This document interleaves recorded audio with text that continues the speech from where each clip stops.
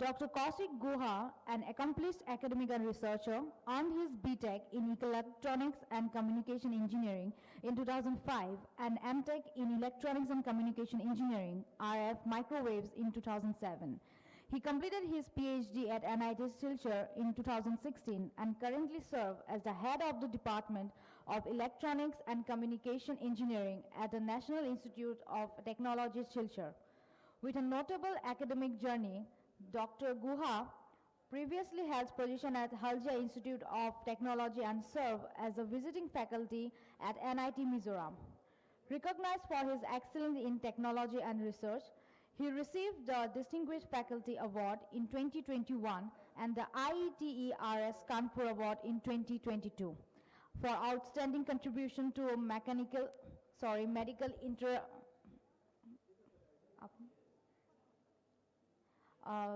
for his outstanding contribution to medical instrumentation internationally and nationally, etc. As an associate professor, Dr. Guha's impactful leadership extends to running the National MEMS Design Center at NIT Silchar. His pioneering working in MEMS design is reflected in over 100 publications in esteemed journals and conferences, including IEE, Springer, and Elsevier. Dr. Guha is senior member of IEE and holds membership in professional bodies like IEI, SECI, FAUCET, and IIAM. His extensive involvement in R&D projects, including international collaboration, has resulted in multiple patents and numerous accolades, such as the Sardar Vallabhbhai Patel National Reformer Award in 2018 and the Institute of Scholar Research Excellence Award in 2020. Dr. Guha's current research interests in SPAM MEMS technology application, RF MEMS, BioMEMS, MEMS energy harvesting, and smart sensor of IoT, circuit design and optimization. A prolific speaker, he has delivered lectures at conference, seminars, and training programs, solidifying his reputation as a leading innovation in the field. Now I request Dean of Engineering, Rao sir, to please felicitate our guest.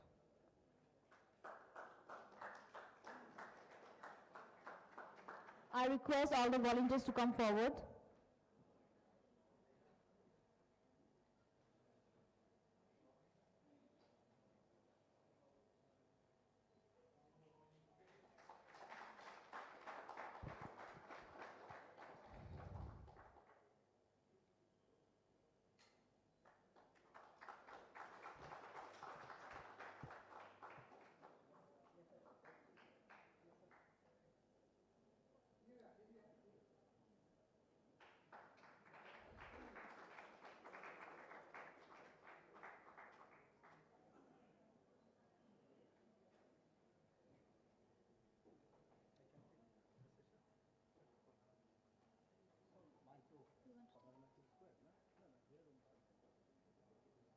Can you take the session, sir?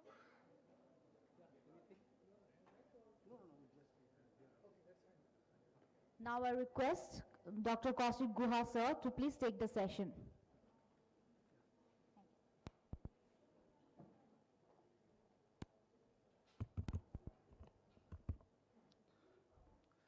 Hello.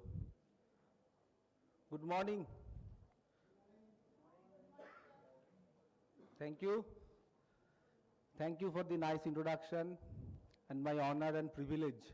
And I'm very happy to be part of this conference because just I'm talking few lines about the conference. I think we met at the some program in Guwahati University and also one of the program that was held in the last year in Taj Vivanda Hotel.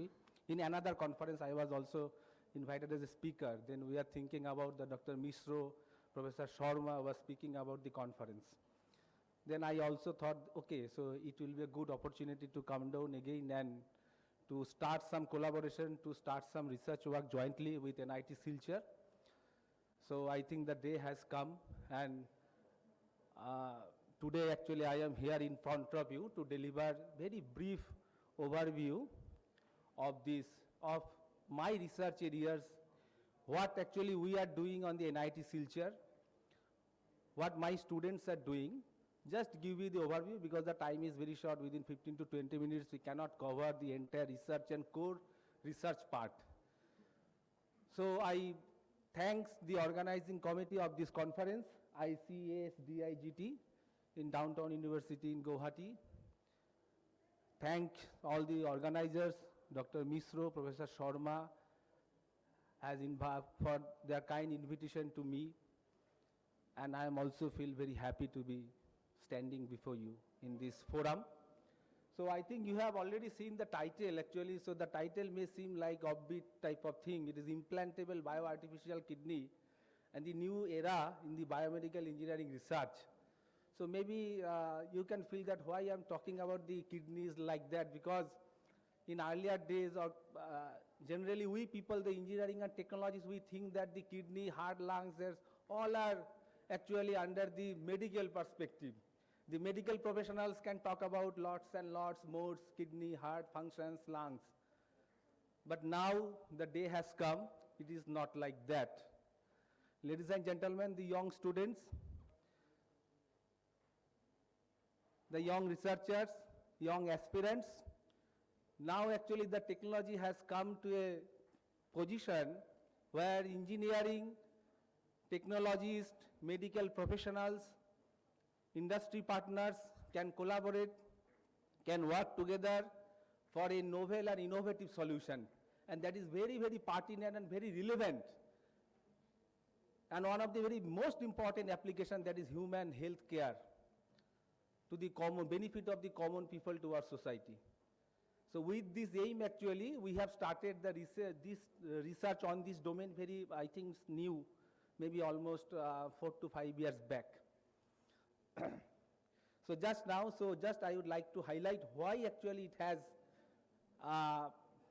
a lot of potential to work, how to collaborate on this domain, what are the opportunities that the students can work on this particular domain. So these are the very contents that just I would like to highlight on this.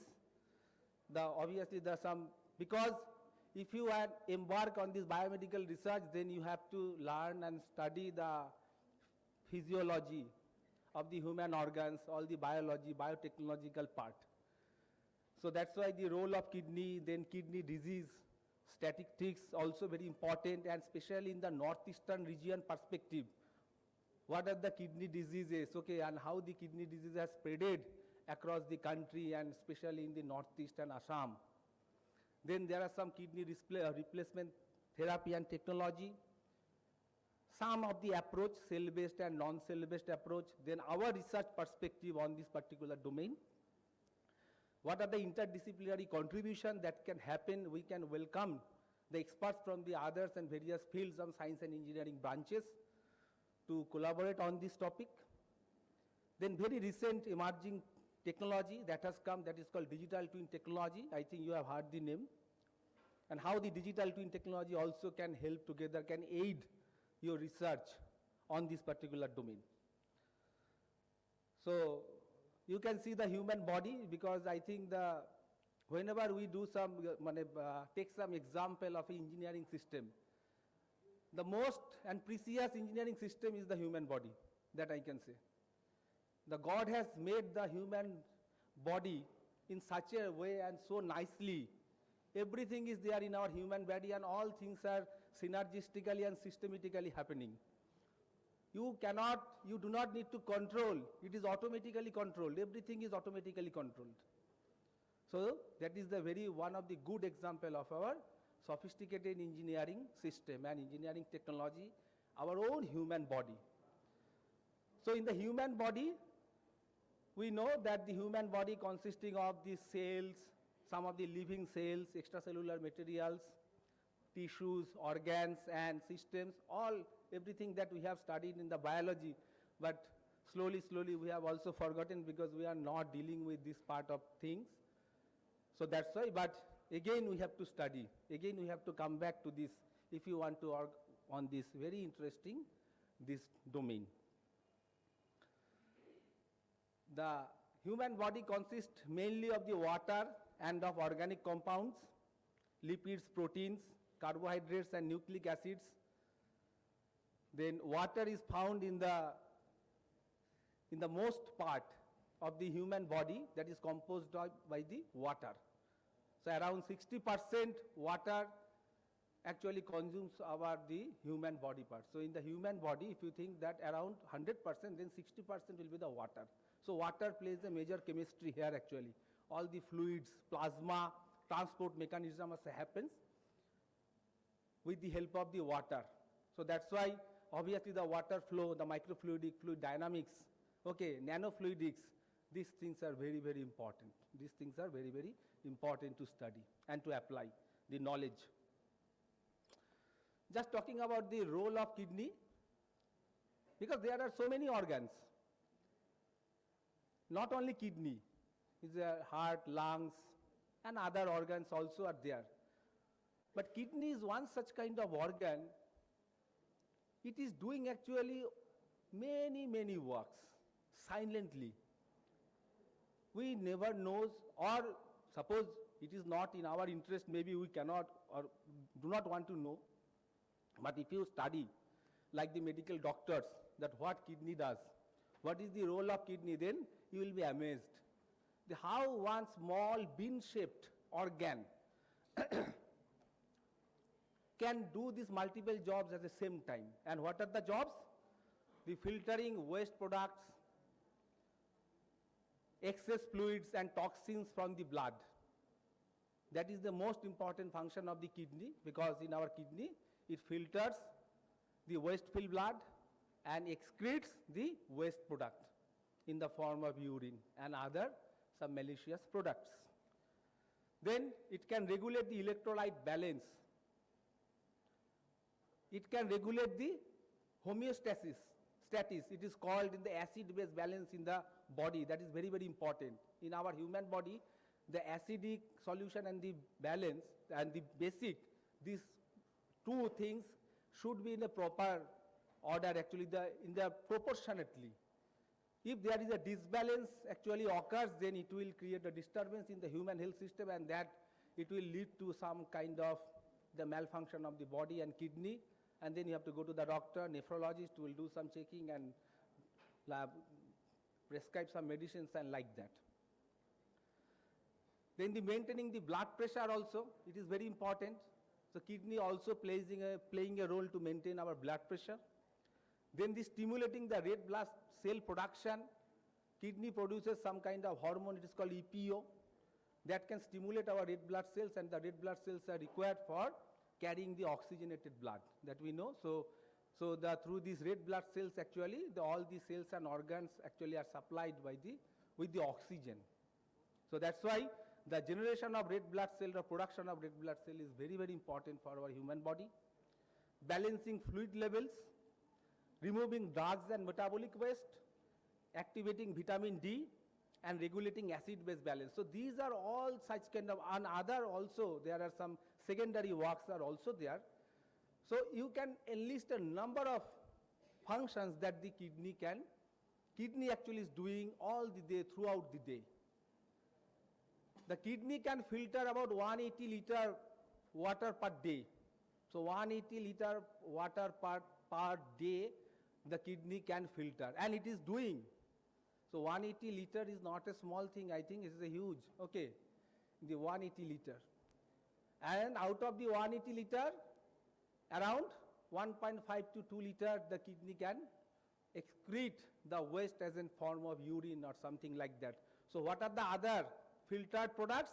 It is again reabsorbed by the kidney. It is called reabsorption, one of the very important mechanism of the kidney. Reabsorption of the sodium, potassium, bicarbonate, glucose, which are very, very helpful for our human body, healthy human body. The history of the kidney, if you look at, so it is not a new, because some long, long years, around I think 800 to 900 years ago, the concept actually has come. So in 1550 BC, from that 400 BC, then 150 BC, like the 350 BC, and after also, the so far today, from 1970 to present actually, the kidney research continues, and thanks to the development of the technology. So from 1970 or 75 onwards, there is a huge, actually, the investment or the attention actually has been given on the kidney research activities. So there is a kidney care society is there. They are doing lot of works on this domain. Some of the landmarks in nephrology.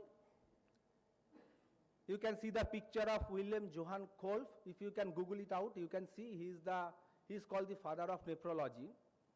He first actually invented the dialysis, the procedure.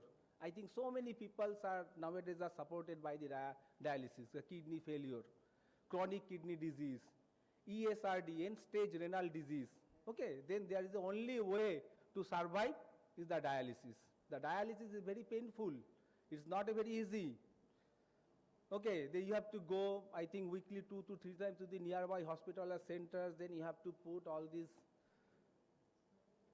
inside your body, then your blood's coming out, blood, okay, getting into, you have to lie on the bed for 3 to 4 hours, very painful. Then again you have to come to the home, then again the next day you have to go. So this system is not very sophisticated, but this is the only way nowadays you have to do. So the dialysis actually was first invented by these men actually in the Second World War. Okay, in the Second World War, when the people are dying out of the kidney diseases, then the William actually, Johann Kolff actually, he has invented a very the dialysis is with the help of very natural process, okay, like that. Some beer can actually he used to use that beer can during that time, and he used to able to filter out the waste blood, and dialysis the concept of dialysis has come into the market. The first successful kidney transplant was performed in 1954 by the American surgeon Joseph Murray. So it was long back in 1954. So these are some of the landmarks in terms of kidney research and nephrology.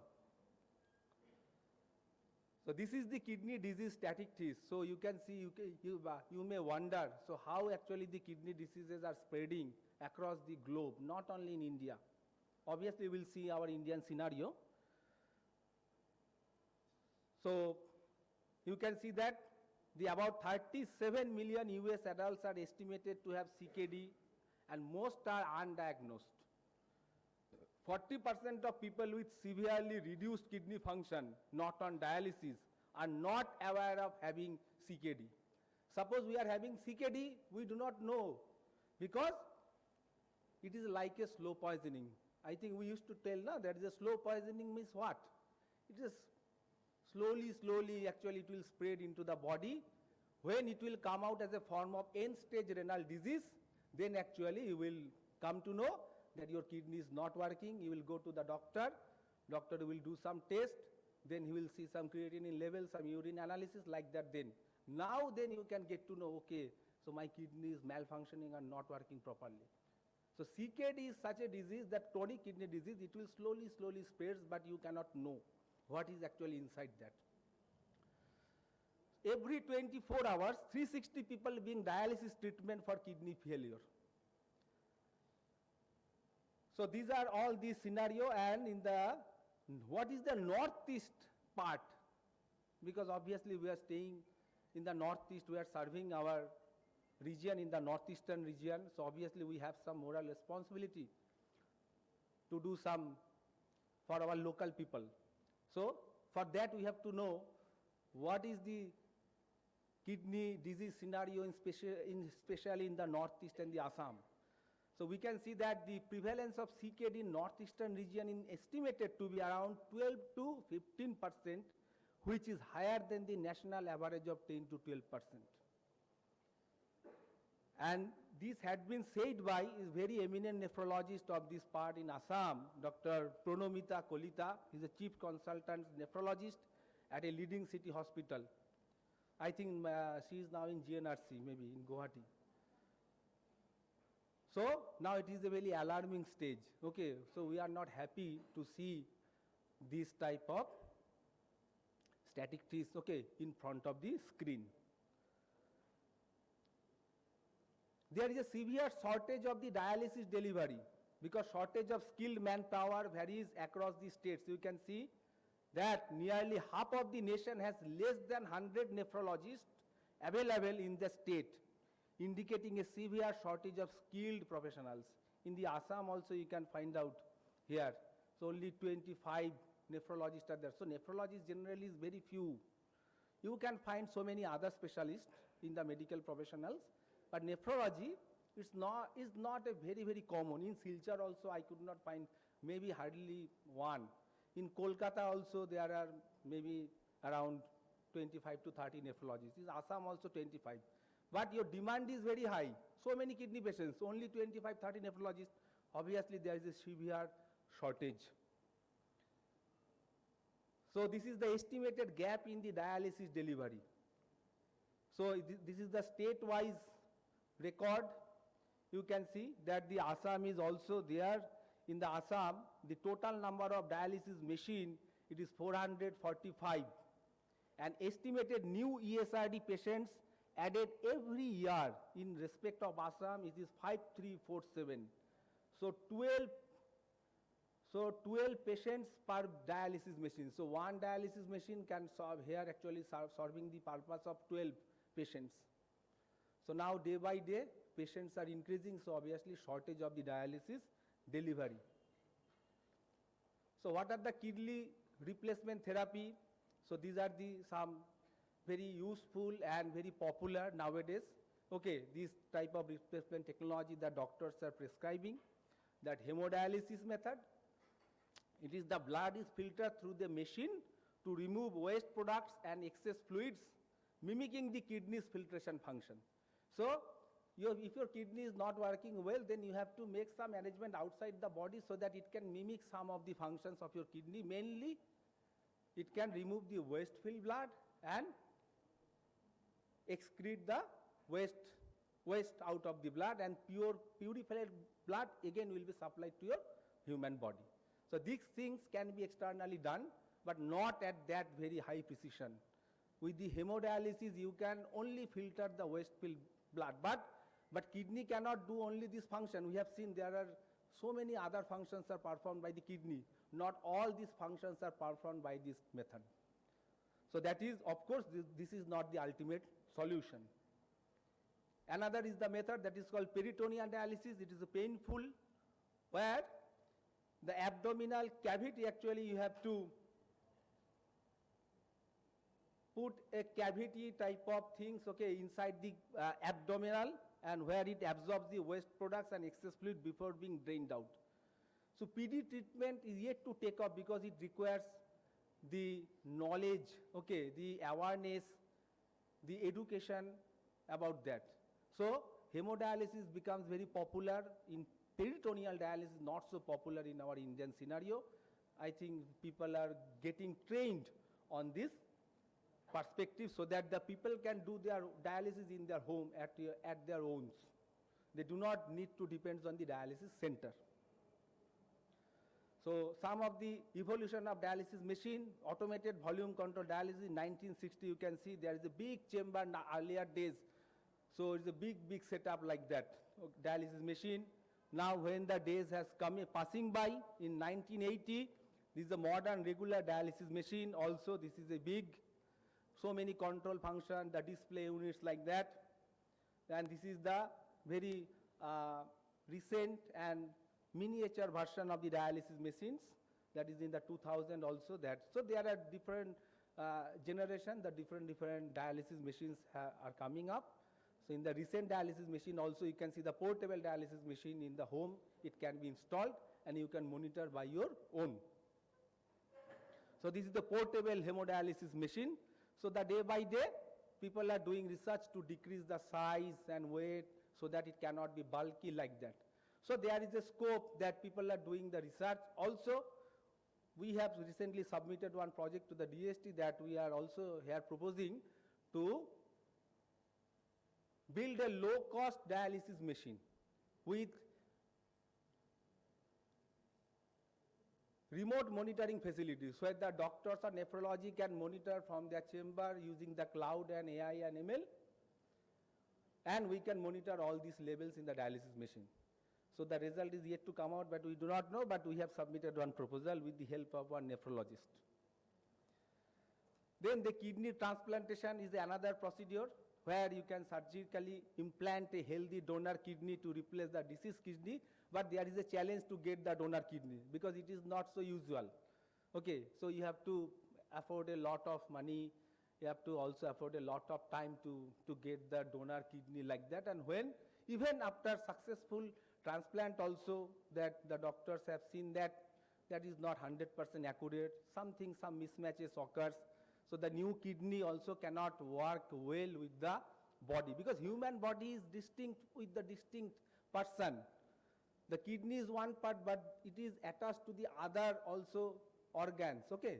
So there may be some mismatches or compatibility issues can arise with the other organs with the kidney. So it is also not a very, very successful, but nowadays also in India, so many kidney transplantations are going on. That is the good news.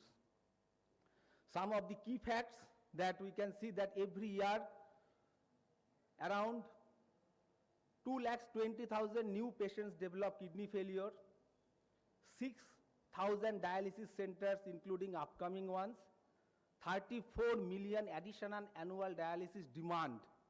So in India we demand these 34 million additional dialysis delivery and minus 3340 nephrologists. So there is a huge shortage of the nephrologist and dialysis mechanism. So all these things, if you can see, so they are actually motivates us to work on something on this field so that the next generation or the common people can get the advantage, not now, maybe after 20 years, okay, with the help of technology. So where medical professionals are also seeking the help of our engineering students, the researchers and the technologists, so how to come up with a solution so that the people can avoid the dialysis, people can live longer with the small miniaturized kidney implanted inside the body, can take the power from the inside the body, that is called kidney on chip, KOC will be coming very, very soon. The people are working day and night for this technology.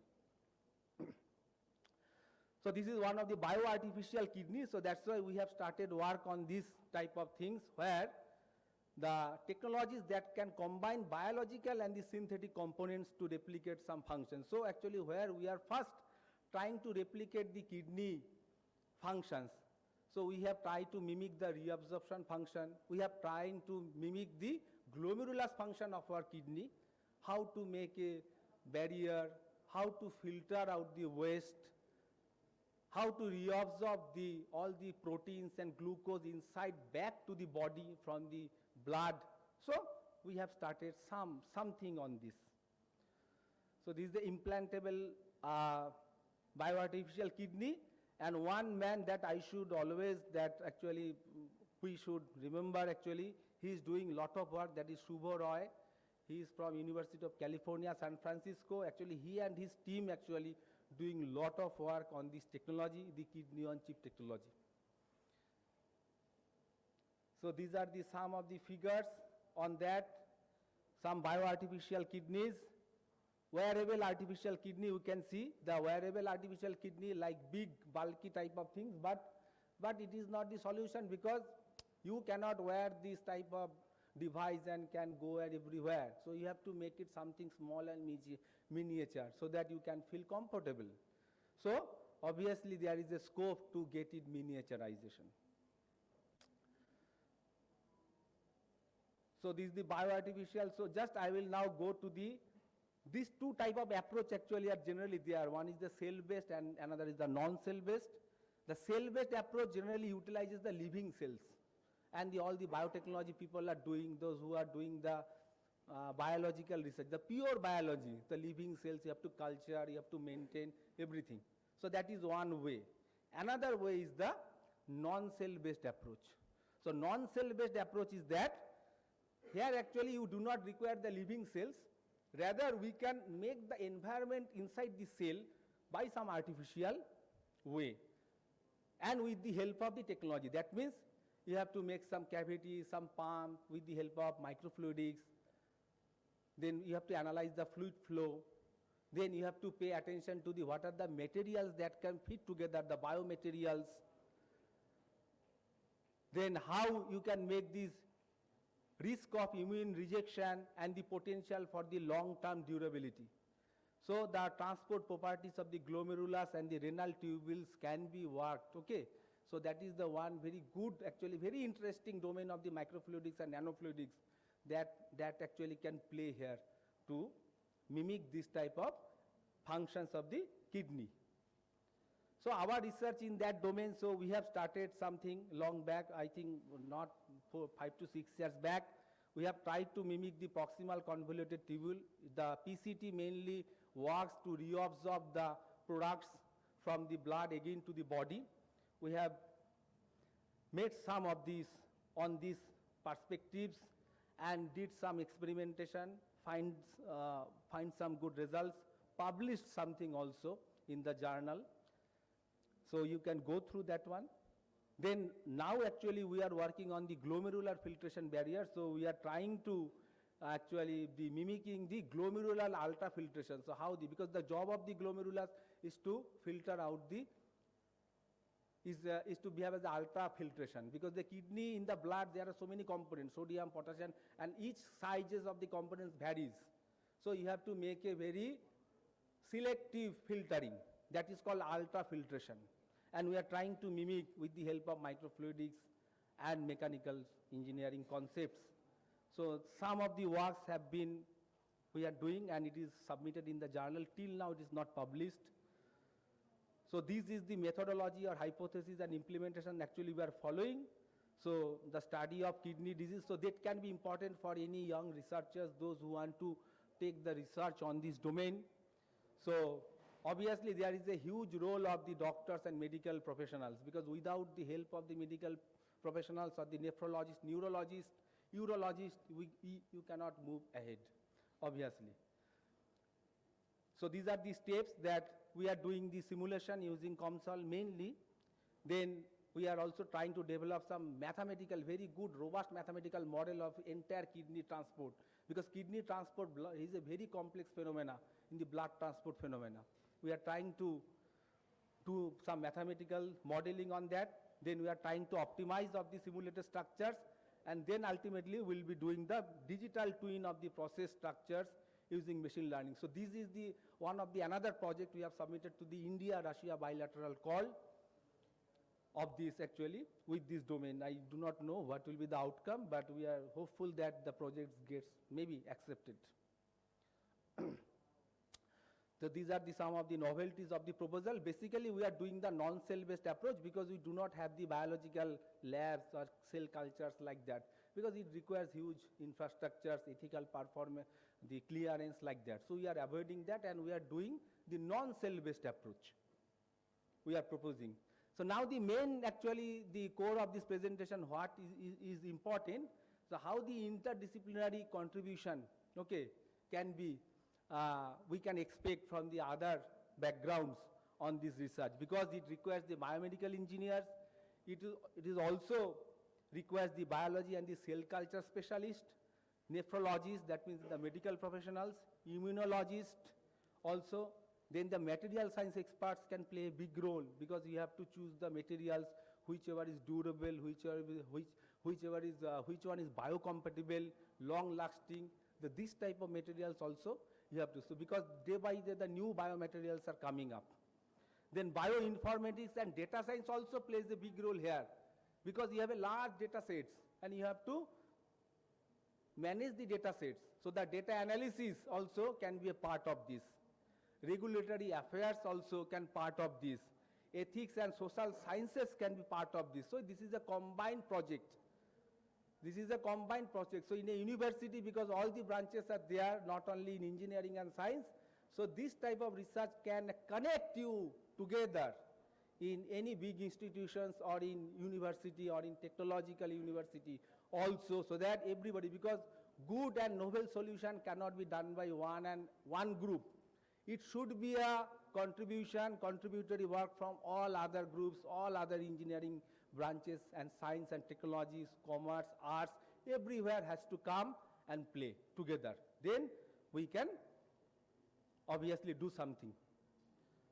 The digital twin technology, that is very, very now buzzword nowadays for computer science people also, because now you can do the replica of your human system and you can work and you can predict the number of diseases using the replica. That is called the digital twin, and obviously it requires the knowledge of, extensive knowledge of artificial intelligence, machine learning, deep learning, that one. So there is a huge scope also. The computer people, computer science and engineering students can come up with their novel ideas. So this is my conclusion, and just so this is my Kidney on Chip Research Consortium. Actually currently what I am working, this is a very renowned professor from Russia, submitted one project actually with him. Then Professor Rao from KL University is my long-time friend in the research.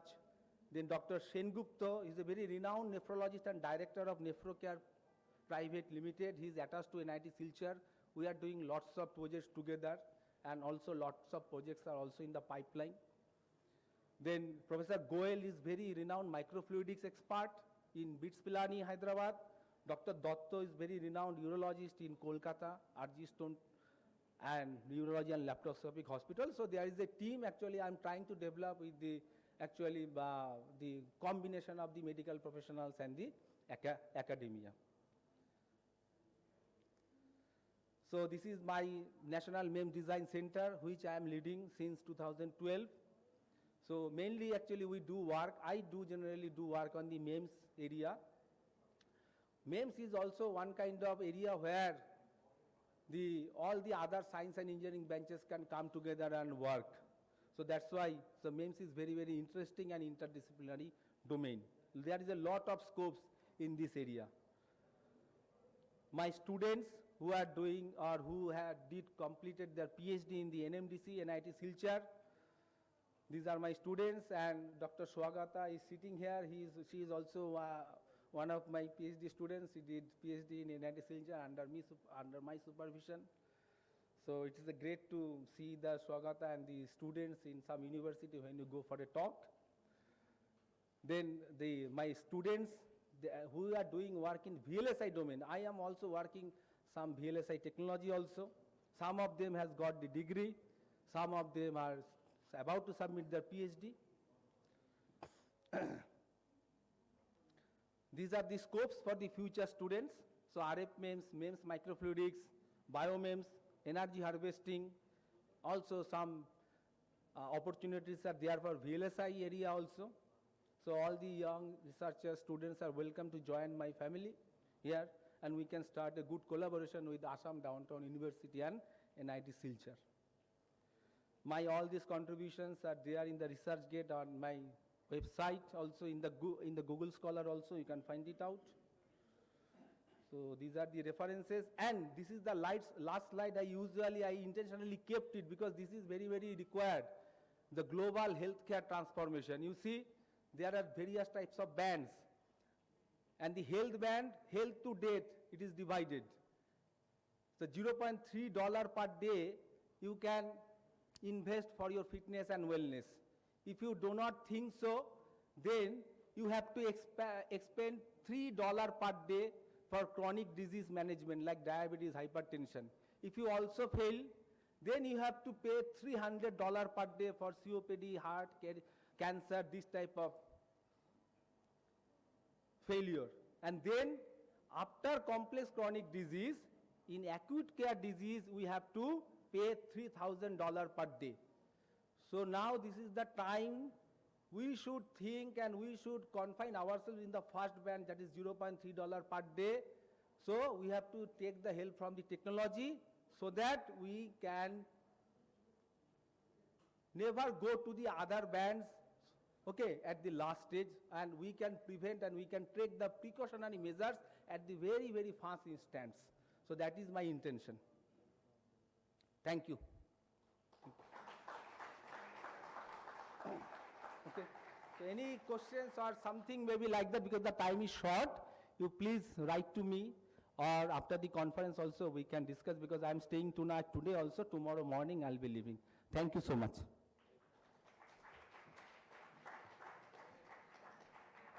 Thank you so much, sir, for your valuable insights that you have shared with us.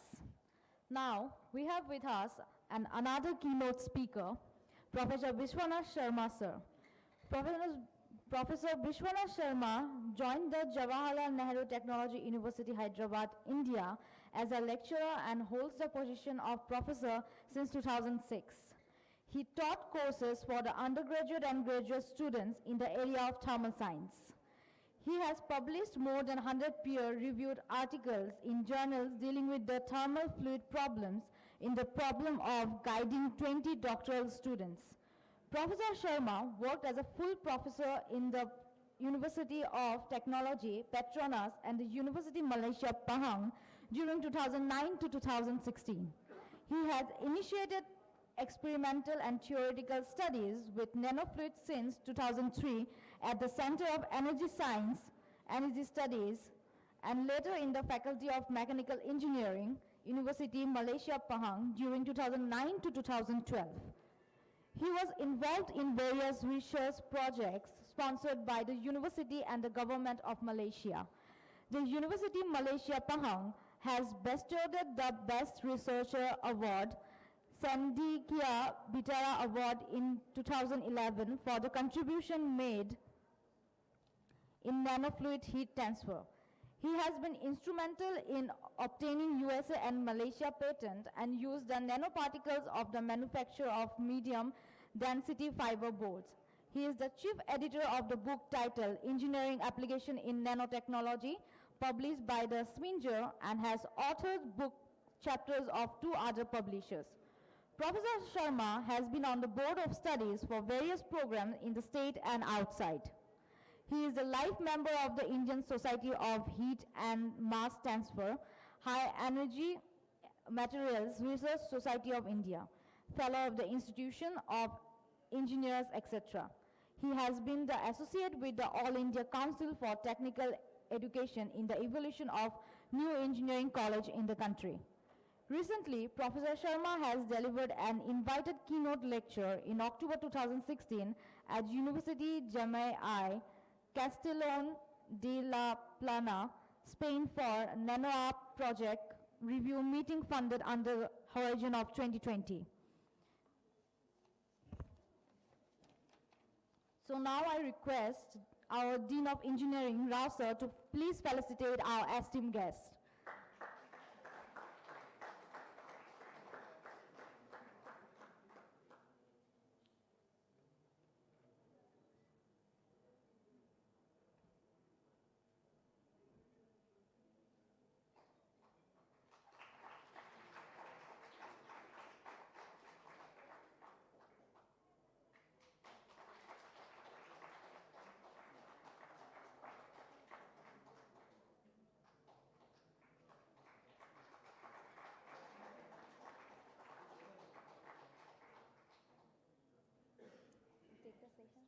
Yes, sir.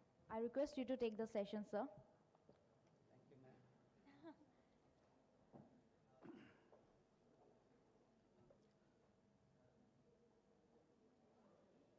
Good afternoon, everyone. So it's nearing lunch time.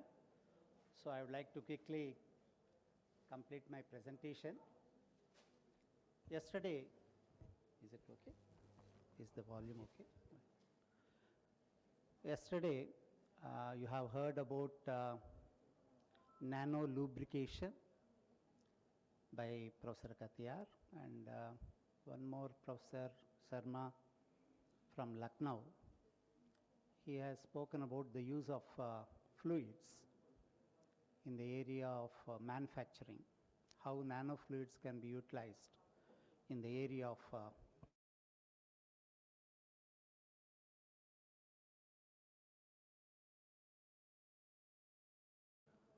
on the use of nanofluids for enhancement of energy transfer. So we have been talking about sustainability. That was the theme, or that is the theme of this particular conference. And hence, to extend it, I would like to start with the energy scenario in the country, because this is an area which involves a large amount of information. So skipping all that, I would like to concentrate on what is the situation, then going for the use of nanofluids for enhancement, for heat transfer enhancement. So the population of the country and the world has been increasing a lot, as you can see on the screen. Right now we are at 2020.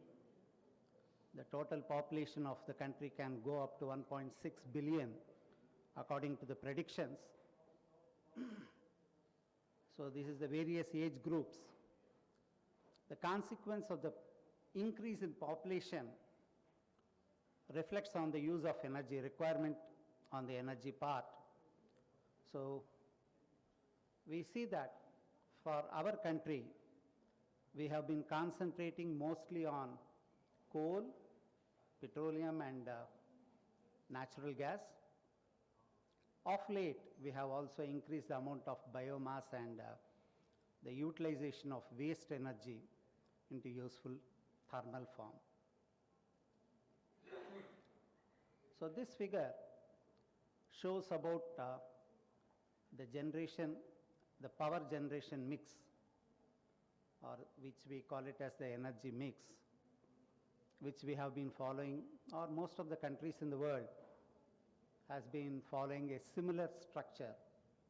However, from India's point of view, coal is a major component, followed by a certain amount of photovoltaic systems or energy from PV systems.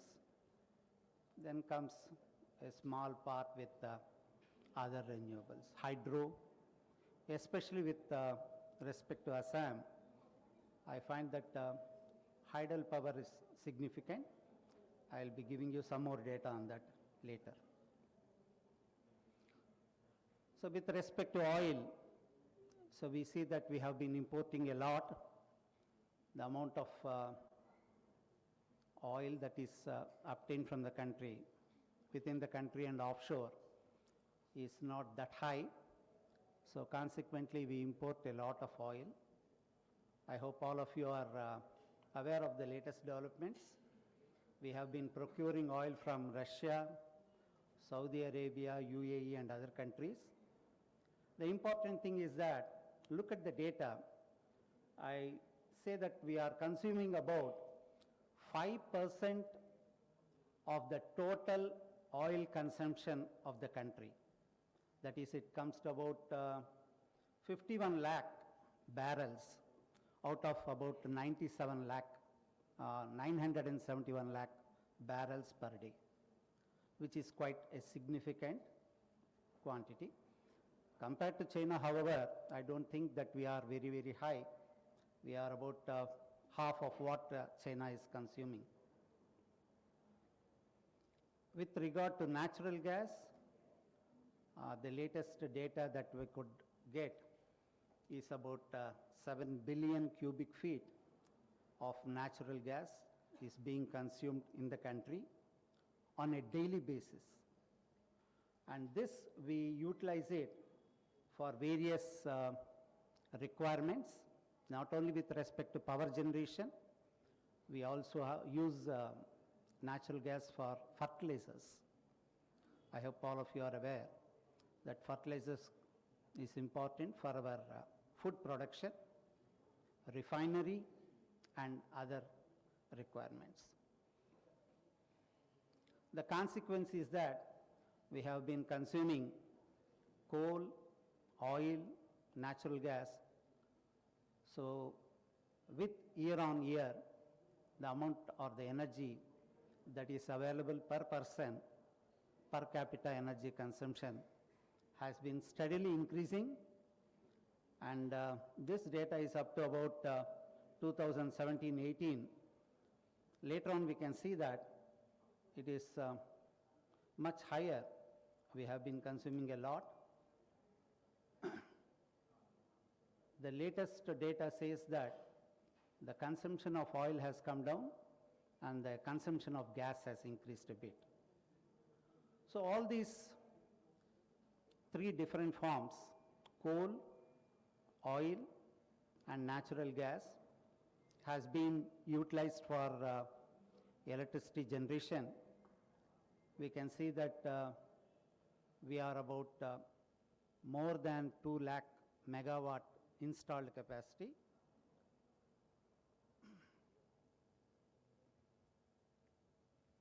The consumption of electricity has been going up. The losses due to electricity transmission, however, is coming down. That's an interesting data that has been obtained.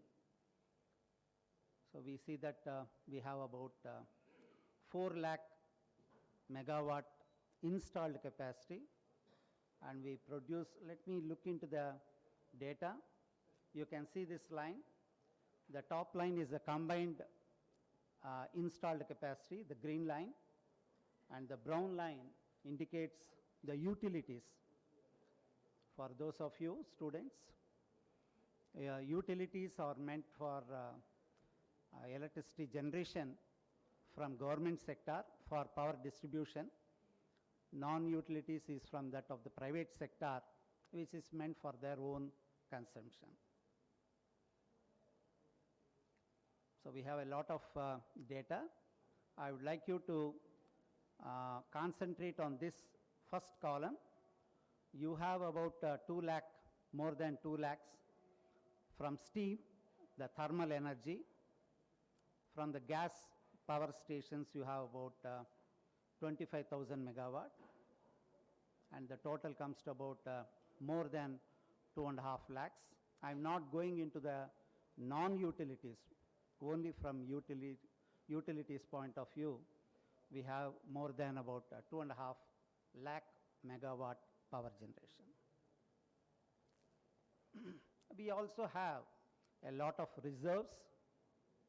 So as you can see on the screen, proven means it is mineable, inferred means it is estimated. We are not sure that as of date we can get this about 7%. Then the indicated indicates we would like to go in for mines in due course of time. In consequence, I would like to say that we have a large amount of coal reserves in the country. When come to the estimated reserves of crude oil, we have a lot of crude oil, especially in Assam. As you can see here, the contribution from Assam is about 23%, and other states in this manner. Somehow there has been some shift in the display. So the total amount of crude oil that is available is about 652 million tons. Natural gas is also about, as you can see, it is more than 1,100 billion cubic meters. So all these different forms of energy that has been highlighted is only to show that we are dependent on thermal form of energy for our electricity generation. Now we have been talking about sustainable development. So we know what is meant by sustainability. It has been defined and it has been explained many times. I will not go in for it as it has been displayed. So I would like to concentrate on only two aspects of the different parameters.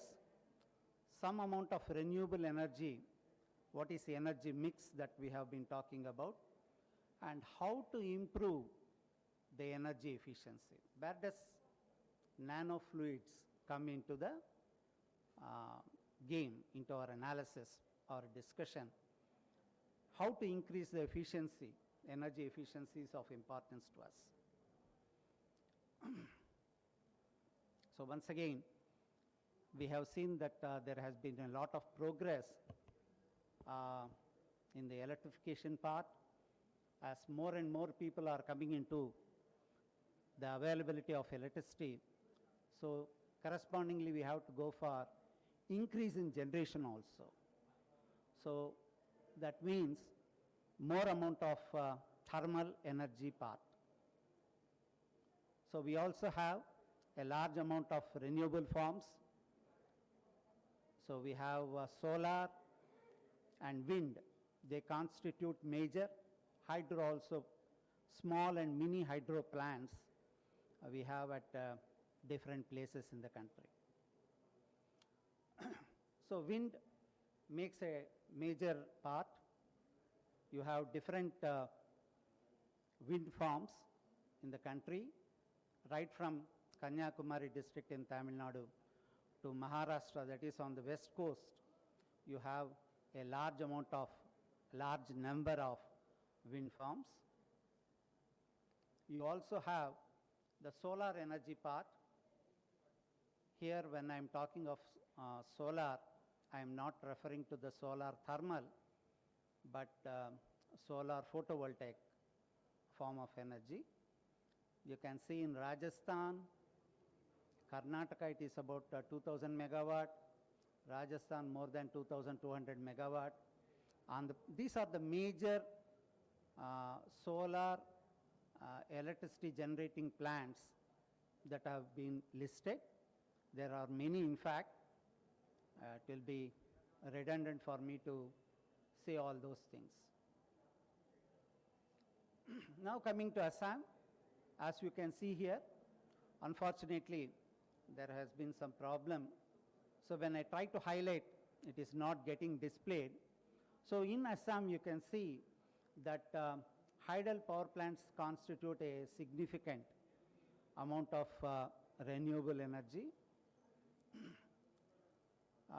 On the whole, India is bestowed with a large amount of different forms of renewable energy, be it hydel, solar, wind, not much of geothermal, only in certain selected locations. So these are the major renewable energy energy sources that we have. This is off-grid. So independent of the grid, we also have independent power sources which is utilized at that location, and we also have such types. So that has also been listed. Now what is the important statement that I would like to say is that 40% of the electricity generation is from non-fossil fuel sources by the year 2030. That is our objective, to see that we minimize the effect of climate change. So that has been agreed upon, and I hope that all of you are aware of it. So to achieve this, we have to shift into renewables. However, technology at present is not that favorable for us to go in for large renewable energy conversion facilities. So we have to still rely upon the thermal energy resource. So that cannot be overcome. Maybe 20, 25 years later, we may think of minimizing the requirement of fossil energy and slowly increase upon the renewable form. So that is the objective of what the government of India has been emphasizing.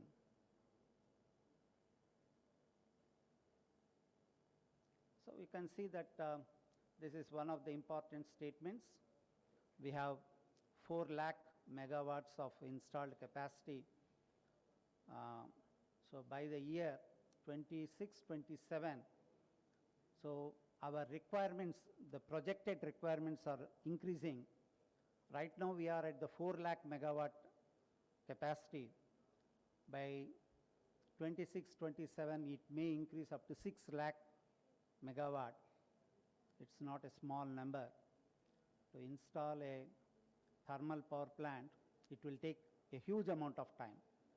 Say 4 to 5 years of time is required for installation facilities to be built up. Either you take any solar power plant, it may be less than 2 years. but however, it is quite a big number. So it is very important to go in for renewable energy form and to minimize the effects of climate change. The contribution from our country is to increase the renewable energy contribution to about 2.75 lakh megawatt by the end of this decade. So with coming to the hydel form, Assam is lucky. You have significant number of small capacity, mini and I can say mini projects of about 275 watts at one place and 100 megawatts at another place. It seems that there is a very big facility that is coming up at Subansiri hydroelectric project. So let us wish and hope that it comes fast. So what the government of India is planning to do has been presented in a nutshell. So we are in 2010, we are with the energy mix of renewables about 16% and fossil fuels of 84%. And by 2030, we would like to make it 50-50%. That's a very great objective. Let us see if we can fulfill it. Now, till now I have presented the energy scenario of the country, trying to minimize the number of slides. The basic outcome of our discussion has been that we have to still rely upon the thermal part of energy. So there are many components in a thermal power plant, and one of the ways of achieving sustainability or reducing the fuel consumption is by enhancement of the performance, enhancing the performance of various thermal components, especially in a thermal power plant. We use a lot of water. A thermal power plant is normally located either by the side of a river or by the side of a place where we have facility for water. Nuclear plants, as we know, we have these nuclear plants by the side of oceans. For example, Kalpakkam, it is located very close to a location where we have water source. Because we also know that these can be subjected to certain failures for which we require a lot of water. So water is one of the major components that we make use of in a thermal power plant, be it in a boiler or in a condenser. Large quantities of water is required. So when we deal with water to transfer energy, either in a boiler or in a condenser, we know from thermodynamics that if we can enhance the temperature difference, we will be able to enhance the efficiency of a thermal component. So if I can reduce the temperature of water in a condenser, there is a possibility for enhancement of the efficiency. So the efficiency of the condenser can be enhanced. So how can be achieved? It can be done with the help of the nanofluid. So nanofluids, some of you might have known what, may be aware of what it is. Water has a thermal conductivity of about 0.6 at about 30 degrees centigrade. Its thermal conductivity, when compared to that of solids such as copper, which is about 400 watt per meter degree centigrade, is quite less. So how can we enhance the properties? If I can enhance the properties of these fluids, I can enhance the heat transfer capability of a particular equipment. So what we do is disperse certain particles, nanometer size. Nanometer, as we know, it is about 10 power minus 9 meters. So we can manufacture, with the development in technology, we can manufacture different particle shapes, either spherical, cylindrical, other types. Most of the work with nanofluids has been undertaken with the spherical shape particles. The particles can be aluminum oxide Al2O3 or TiO2 or SiO2 or CuO, copper oxide. You can either use metal particles or metal oxide particles, which are much easier for us. So dispersing such particles in a fluid, it is not just like adding sugar to a cup of tea. So you have to properly see. It depends upon the particle size and it depends upon the base liquid. Are you using water or are you using some other liquid such as glycerin, ethyl alcohol, etc. So we call this as a two-step process, adding metallic powders or oxide powders to that of a base liquid such as water, etc.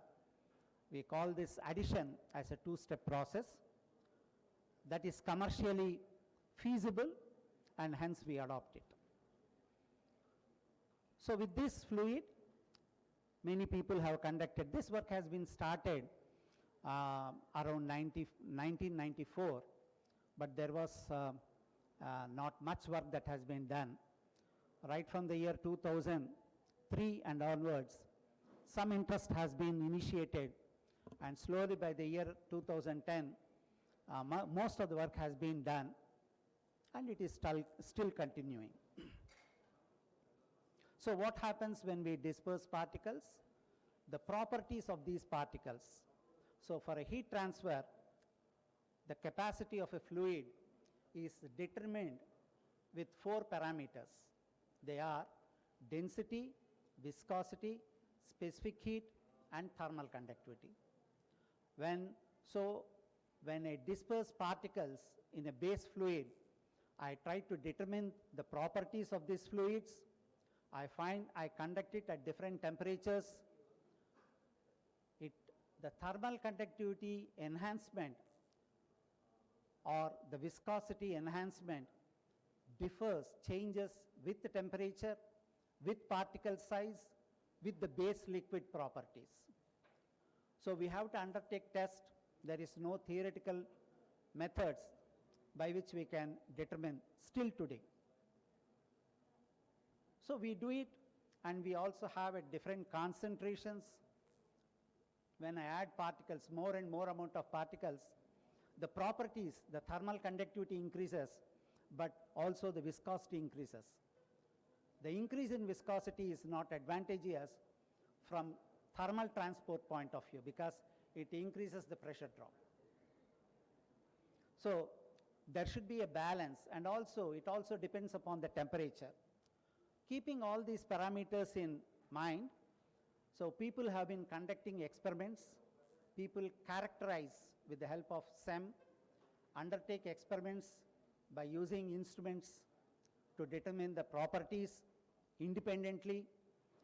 So with the different particles, oxide particles or metallic particles, and obtain liquids which are similar to this. You can see that there is no sedimentation of particles at different concentrations.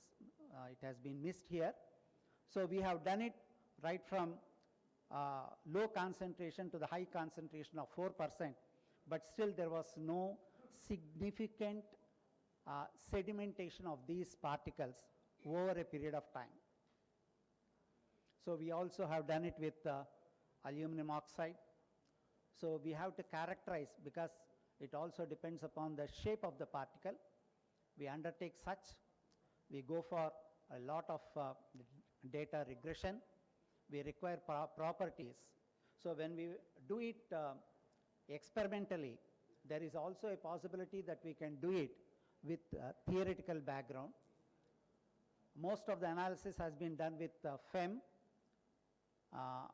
finite difference method and finite element method, using commercial software, ANSYS and CFD analysis. So where we require certain regression equations for the properties.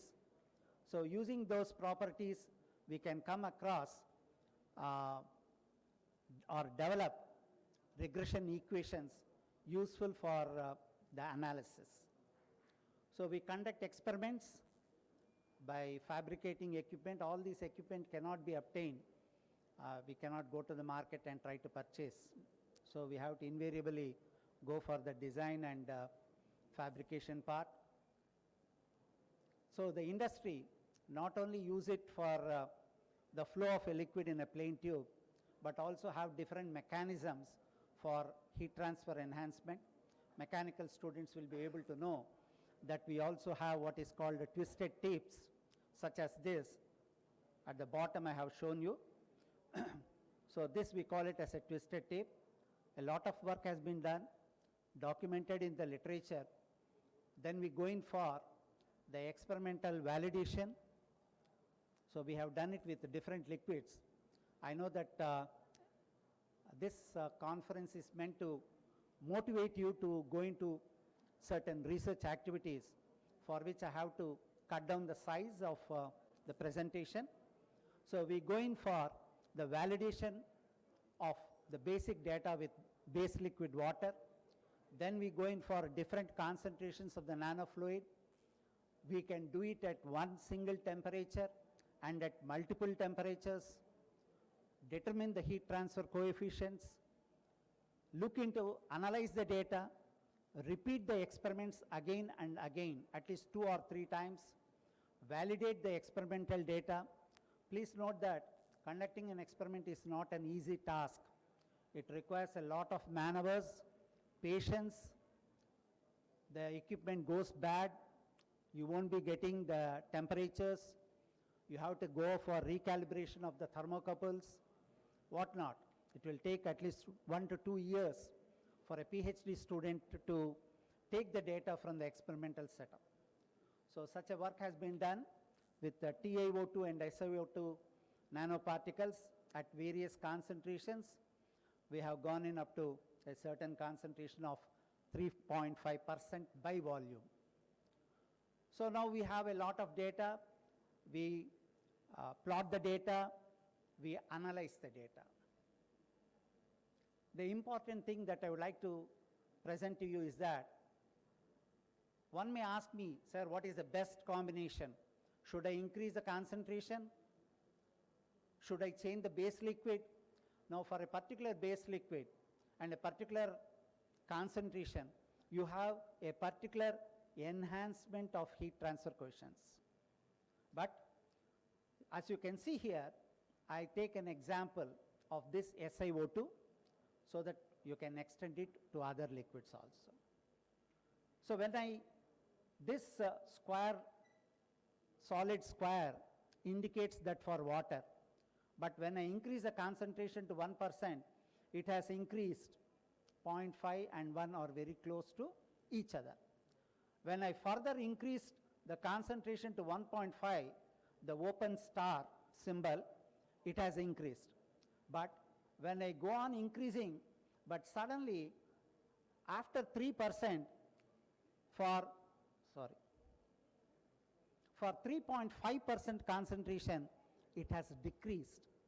So there is no guarantee for us that the heat transfer enhancements will take place with increase in concentration.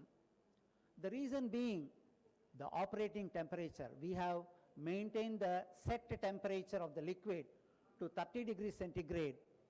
So what I would like to tell you is that the enhancements are dependent not only on the base liquid particle size, it also depends upon the concentration and the operating temperature at which you would like to undertake the experiment.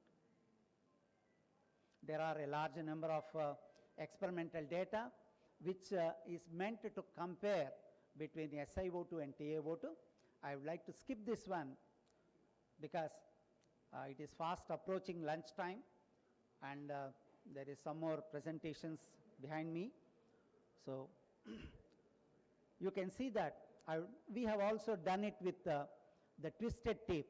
We have done it for a flow in a straight tube without any obstruction. Then we went in for a twisted tape. Then we obtained the experimental data for SiO2 and TiO2 nanofluids, compared the data, and then arrived at certain valid outputs. So the results from this is that, as I have stated, it depends mostly on the operating temperature at which we would like to undertake the experiment. However, the friction factor is not significantly high from the experimental data that we have undertaken. Probably it can be due to many factors. It depends upon the particle size also. So let me skip these figures. So what I would like to throw in front of you is that those of you who are aspiring to work in the area of fluids, you have a wide area of applications. You have nano lubricants. You can use nanofluids for manufacturing processes in the manufacturing area. You can use it in the area of energy transfer also. So these are the wide applications of fluids. When we enhance their properties, will help in the enhancement of heat transfer, thereby helping us to sustain the crucial fossil resources for the generations to come. So these are some of the salient points I would like to summarize. Energy is required for the economic development of any country. Sustainable development is essential for all nations. It is not that only India wishes or plans to do. Going for sustainability, it is important for all countries. Coal-based thermal power plants are to stay for some more decades for electricity production or generation. Research on enhancing component efficiency is to be undertaken. That is the point I would like to drive you in. So as of now, because we cannot remove the thermal component for energy generation, in the next 20 years, we have to see how best we can enhance the efficiency of these components. Simultaneously, renewable energy component in the energy mix, that has to be increased. So we have to slowly increase the renewable component, reduce the fossil energy component, so that we can slowly achieve a better climate for the future generations. Renewable energy technologies for commercial scale electricity production to be developed. That is also an important aspect that I would like to throw in front of you. The speaker today in the morning has been talking about hydrogen production. Hydrogen is probably can be one of the important fuels, especially when we go for fuel cells. Fuel cells, as we all know, converts the chemical energy into electricity directly. So if we are able to generate or produce a large amount of hydrogen by some means, by using solar energy also, that will be a positive step in this direction. However, a large number of fuel cell types has been developed, but not on a commercial scale. I have not seen much progress. A progress has been up to about 2 megawatts that I have seen in Hyderabad BHEL facility, but not on a very big or large scale. So probably we can, if we can produce large quantities of hydrogen, that can also be thought of. Social awareness, the last point that I would like to dwell upon is the social awareness of electrical energy and water conservation in schools and colleges can be enhanced. We know that yesterday there was a brainstorming session in which some of the key speakers of the meeting have spoken on this. So it is necessary for all of us to create a kind of awareness at homes and at schools probably. I would like to emphasize on schools rather than colleges, because all the elders here must be aware of our responsibilities. So we have been looking at these aspects. In Singapore, I have heard this I'll stop with this small information. Singapore is a very dynamic country. It is a country where the government is able to impart knowledge to parents through the children. This is a statement which might surprise you, but it is a reality. What they do is, Singapore doesn't have water facility. They purchase water from Malaysia and also from Indonesia. If there is a fight between Singapore and Malaysia, they go for purchase of water from Indonesia. They get shiploads of potable water from these countries. To conserve water, they reprocess the utilized water. So most of us, they have two channels, the water which has been used from the bathrooms and from the other end. This water will be reprocessed at a central facility, and it will be purified, and it will be sent back for distribution in the main. Tomorrow if you have to go to Singapore, what type of water am I drinking? That is why in Singapore and Malaysia, they drink water in plastic bottles. You can see all the people, local people, they take water from water bottles only, purchased water bottles. But in India, you don't see that. We have tap water, which we go in for. So what the government does is, when I make this statement, people will feel it, what is that, am I drinking some bad water, dirty water? No. The school children will be taken to these centers, they will be showing how the water is getting processed, and finally the purified water is taken by the person there, and that will be seen by these, watched by these children. Now you taste it. Oh, it is very nice. Oh, this is the water that I am drinking. That is how the government will transfer the information from the children so that the children of the future will be able to accept it. So I hope India doesn't have that situation, but conservation is a part of our life. We have to see that we conserve energy. Water and electricity are both reversible. One is equivalent to that of other, because if I want water, I have to lift water, which requires electricity. If I want to generate water, I have to use water to generate power. So these are two forms of similar energy forms. So it is high time that we concentrate on proper energy conservation methods, both at home as well as in place of work. Thank you for giving me this opportunity. I thank all the management and the organizers of this conference for giving me this opportunity to share some of this knowledge which we have accrued over a period of time. Thank you.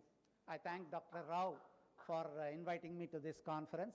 Originally, I was thinking of going online, but having given the opportunity, I thank him personally for this. Thank you, one and all. Any questions? For a few minutes, if there are no questions, I leave the platform to the next program. Thank you. Thank you so much, sir, for sharing your valuable insights with us. Now I request Dean of Engineering, Rao sir, to please felicitate our esteemed guest, Professor Bijay Goswami sir from Assam Engineering College.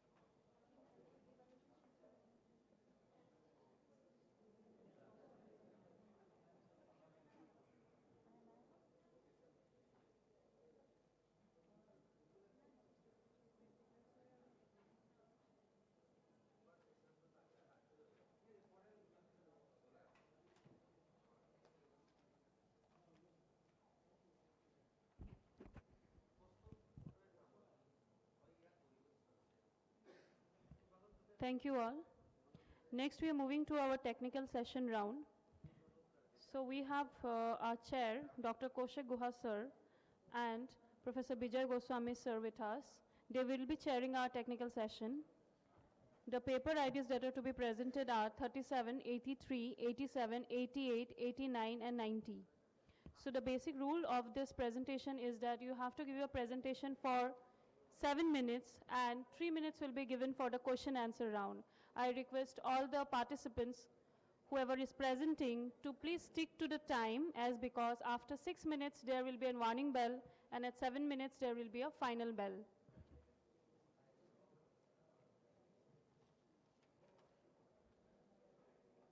I request Guha sir as well as Goswami sir to be seated in the front, please.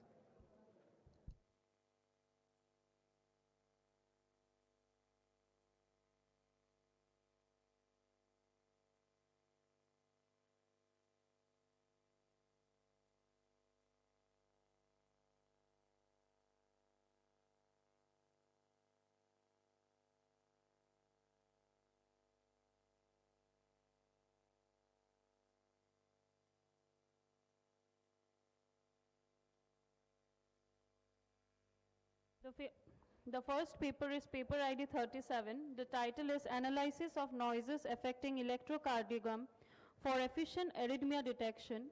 The authors are Mrinal Goswami, Rahul Ariel, Deepika Rai, and Arpita Nath Borua. I request the presenter to please come to the dais for your presentation.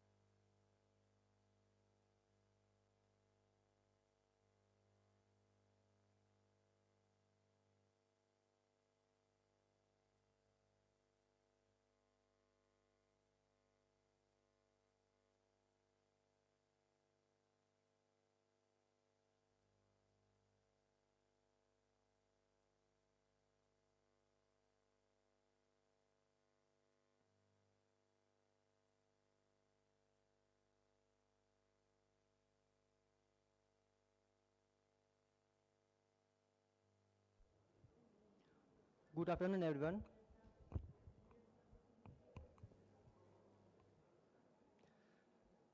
Our paper ID is 037.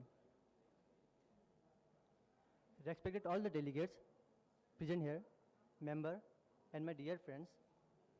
Today I am here to present our paper, that is review paper, on analysis of noises affecting electrocardiogram for efficient arrhythmia detection.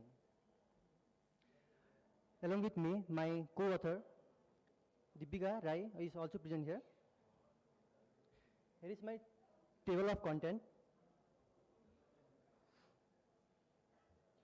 Cardiovascular disease jumped 60% globally from 12.1 to 20.5 million between 1990 to 2021. One of the most example of cardiovascular disease is arrhythmia. Arrhythmia is an abnormal heart rhythm. If heart rate is less than 60, then it is called bradycardia, or heart rate above 100 is called tachycardia. ECG is used to detect arrhythmia. ECG is a tool that is used to measure the abnormal activities of the human heart.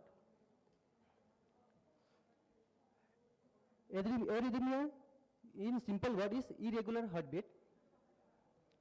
Trained healthcare professionals like cardiologists can visually analyze the ECG for abnormalities like irregular spacing of QRS complexes, changes in QRS complex shapes, absence of P waves, etc.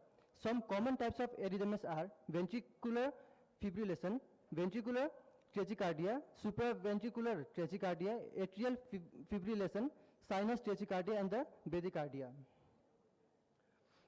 This arrhythmia that is used to measure by ECG signal, which is affected by the noises.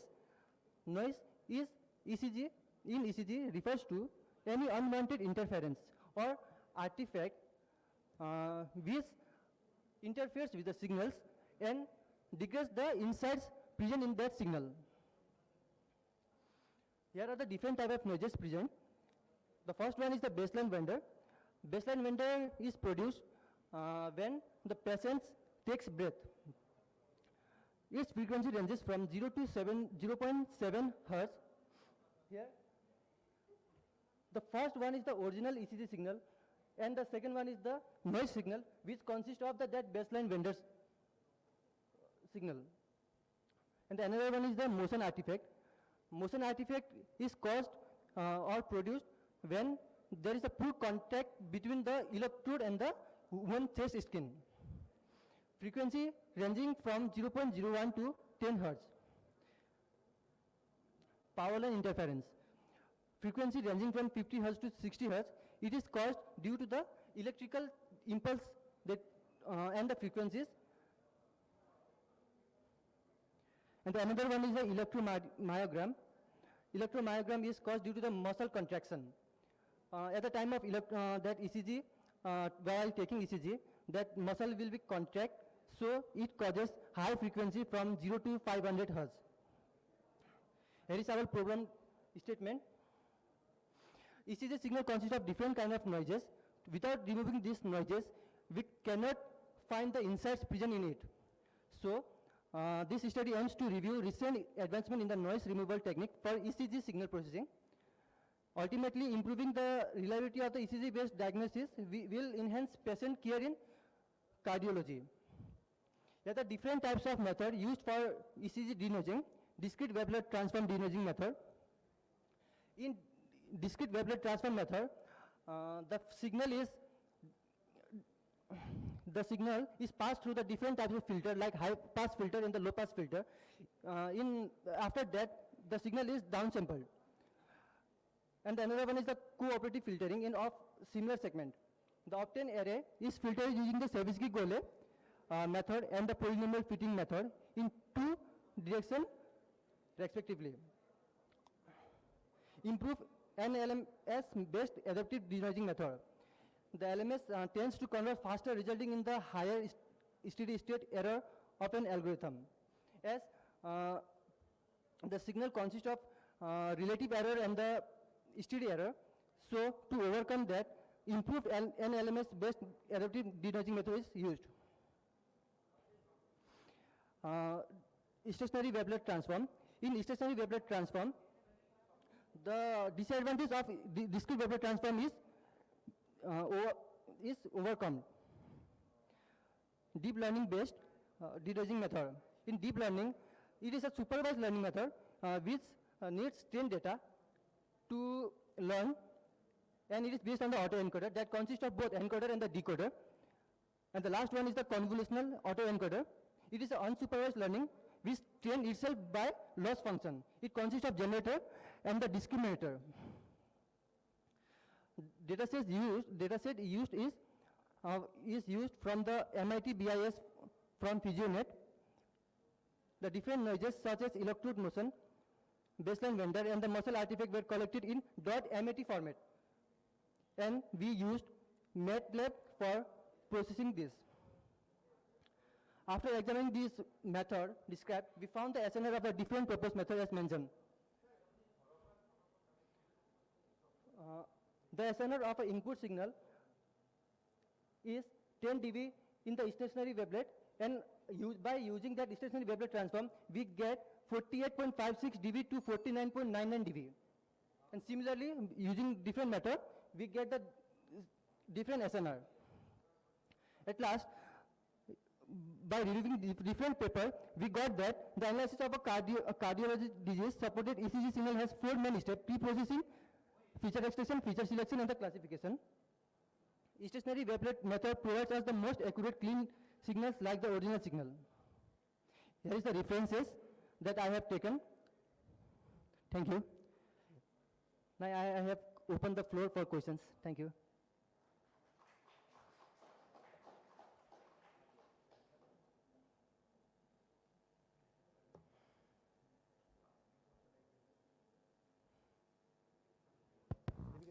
Okay, so thank you. Thank you for your timely presentation. It was nice. Now the house is open for questioning. If from the audience side, if you want to ask any questions on his research, please, we can take 1 or 2 questions. Any question from the audience side? Then I would like to request our co-chair, Professor Goswami, you please ask one. So this data, whatever you are receiving, that means you are doing in the here or you are collecting from there? I have collected data from the PhysioNet, MIT BIS data set. That's a set, no? So can you go to a previous slide number this one? CCS, single content noise only. And means that noise, particularly you are reducing the noise. Any other recent method related to this one is there, whatever you have? Yes, after reviewing many papers, Yeah. I found that stationary wavelet method is best. Yeah. And that autoencoder also giving accurate result for it. Not 100%, Not but this one. And the better than this one? better than this one. This one. So whether you are planning for do anything? Yes, sir. I'm planning, and along with me, my teammate So also. you are going there or directly sending data from here? And means- No, sir. Okay then, no problem. Thank you. Welcome, sir.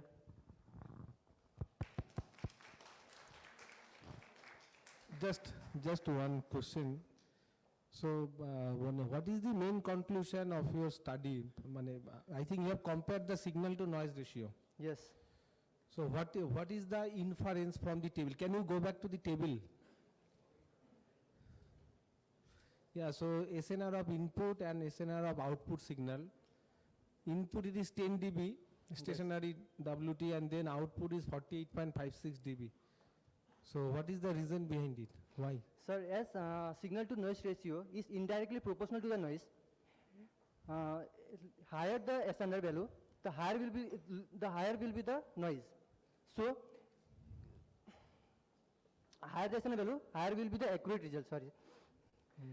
So as in this table, we can see that we have given the SNR of our input signal is 10 dB, and we obtained 48.56 dB to 49.99. Similarly, in different method, we can see in that SNR of the output signal, the stationary wavelet method have more SNR value than other method. So the more SNR value in the stationary WT, so that's why it is Yes, much higher, more. higher the SNR value, higher accurate will be the result. Okay. Yes, SNR is the ratio of power of that clean signal to that power of noise signal. So I think in the SNR of input signal is also changes na, in all the signals. So ultimately though you have to take the ratio. Sir, can I answer this? Yeah. Sir, actually, SNR of input signal is the signal, the noise signal which we have provided before applying the method. So at first, when we calculated the SNR, it was 10 dB. So after applying the methods mentioned here, as per the review papers we have studied, so we got the SNR output value 48.56 dB, or the improved version, after applying these methods. So before the method, the noisy signal, it had this SNR value. Now then, Arki, the inputs are not same, na? So it is 10 dB, 15 dB, Yes, sir, random, but I 3. have taken the review from different papers. Okay.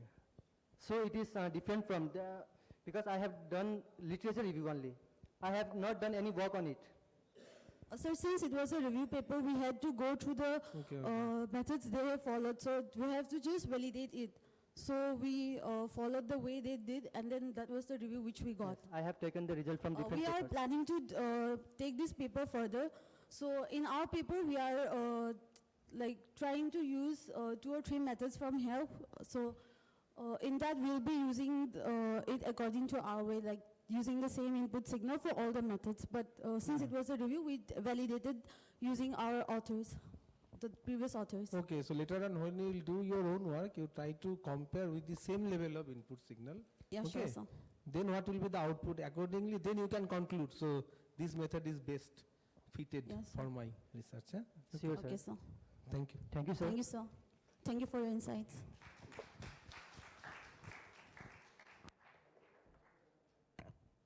Thank you, students. Now I request all the participants to please stick to the given time limit. Total time you will get 7 minutes for the presentation, 3 minutes for the question answer round. First bell will ring at 6 minutes and second will be rang at 7 minutes. Now our next paper ID is 83.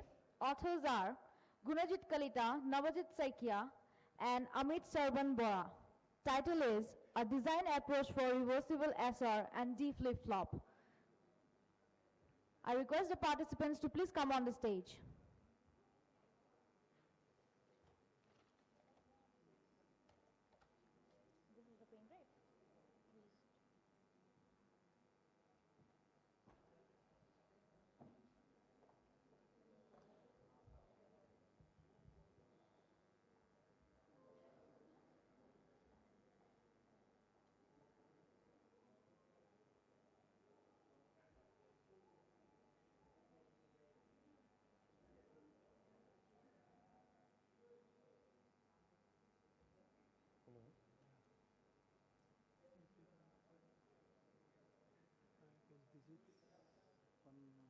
Folder is there. Which one? This one, no? One folder is somewhere. Folder, sir. I guess somewhere. No, one go below, go below. So this is the answer. No, down, down, down, down. This one, down, down. Click it, and this one. Format.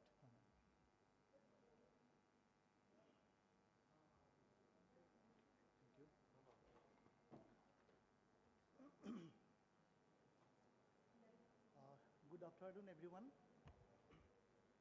So I am Gunajit Kalita standing in front of you to present my work. Name of the work I assigned as a design approach for reversible SR and D flip-flop. My co-authors are Navajit Saikia from Assam Engineering College, Amit Sarban Bora from Monash University, Australia. So here table of contents, introduction, problem formulation methodology, proposed work, result analysis and conclusion. So introduction, traditional digital logic, whatever we are using is irreversible and digital circuit, yes. So digital circuit building block is gate, we know. Is it okay? Okay, okay. So it is said that in traditional electronics, whenever bit is erased, then amount of heat generated is around kT log 2. K is your Boltzmann constant and T is temperature in Kelvin. Though it is a very minuscule temperature, but since there are millions of gates used in a computing system, then this heat is quite quite high, and which we don't expect. And this phenomenon was first noticed by an IBM scientist known as Rolf Landauer in 1961. And he wrote a paper on this, and he said that this type of problem can be addressed or can be removed once the logic is reversible. Now, what is reversibility or reversible logic? Here, input can be generated from output. In traditional electronics, normally, whenever inputs are given, most of the inputs are destroyed. So it is very difficult to regenerate them. So for that, once we want to regenerate them, then we require lots of other circuitry like feedback circuit or some other arrangement. But in reversible case, input and output numbers will be same. That's why it is easier to regenerate them from output. So if we notice, it is a function like this. Size of input and output is n into n, same number. And here one restriction is there, fan outs should not be there. And if we see that normal digital electronics, that truth table if we see, there are number of inputs and output is only one. In this case, there are same numbers of input and output, and their mapping will be on 1 to 1 and on to, which is also known as bijective. And one example of reversible logic is quantum logic. Today, we use quantum computer where quantum logic is reversible. So to implement reversible logic, building blocks are required. They are reversible gates, and different reversible gates can perform different logic operation, and there are lots of gates proposed in many literatures. Similar way, memory is very important, and to design the memory we require flip-flops. So if we want to design some computer which should be reversible, then also we need flip-flops for them. These are reversible gates. We'll see, when you see this diagram, these are very popular gates. This is Feynman gate, where number of input A and B, output is X and Y. We can see that. Another gate is the Perez gate. You can see number of inputs, 3 inputs here, also 3 outputs. And if we look into the truth table, you can see input and output can be easily mapped and they are distinct. This basically proved the reversibility. Now this, if you notice, this is related to digital, no doubt, but when you want to transport this or you want to map this to a quantum, then there must be quantum equivalent. So that can be designed using lots of libraries. I have used here NCV libraries. You can see control V gates and control V plus gate, also one Feynman gate used here. Since number of these unitary gates are 4, if we design this using digital logic, the cost of this gate will be 4. So from this discussion, what we can see, reversible gate are very important, can perform various reversible function. So they are used for designing reversible circuit. And already we have seen here, reversible design of flip-flops are important because they are main block to design memory. So the reported works have scope to improve performance, whatever we have addressed here. And so this particular works aim to propose the gates and flip-flops. And also we try to see some performance parameter like quantum cost, ancilla count, garbage count, total cost, gate count, etc.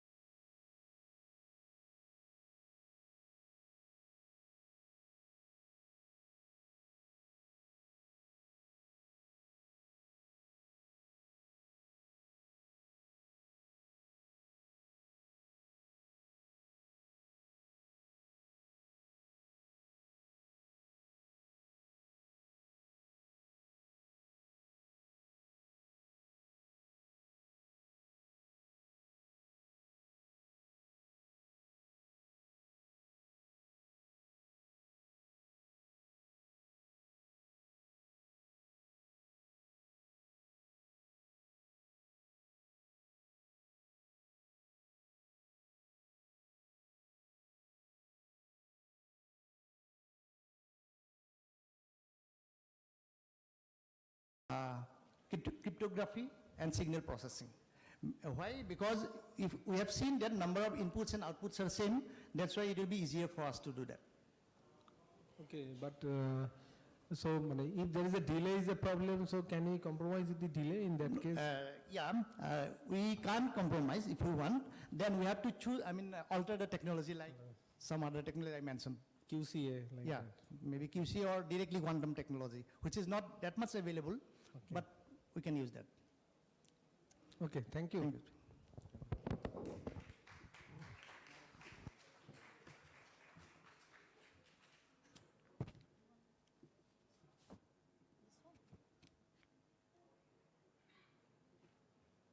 Thank you so much.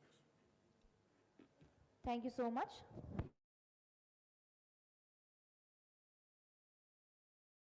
Month, Suraj Kumar Behera and Sahadasan Khute. Title is Design and Development of Advanced Dumper Cell for Cryogenic Engines.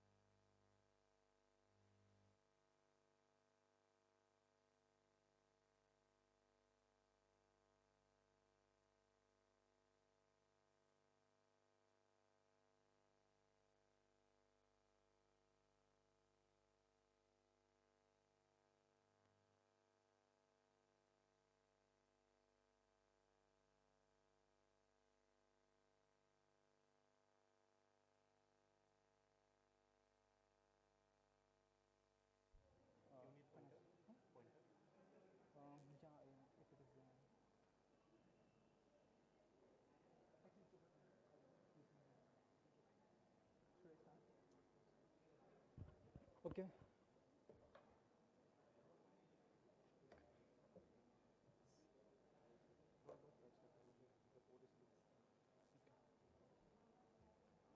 Okay. My topic to present is design and development of advanced damper seal for cryogenic engines. I'm the author. I'm Nirmala Sumant from NIT Rourkela, and my co-authors are S.K. Behera and Sahadasan Khute. S.K. Behera sir is faculty of NIT Rourkela, and Sahadasan Khute sir is PhD of NIT Rourkela.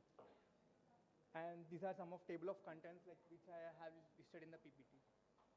And literature. These are some of the main literature review which I went through.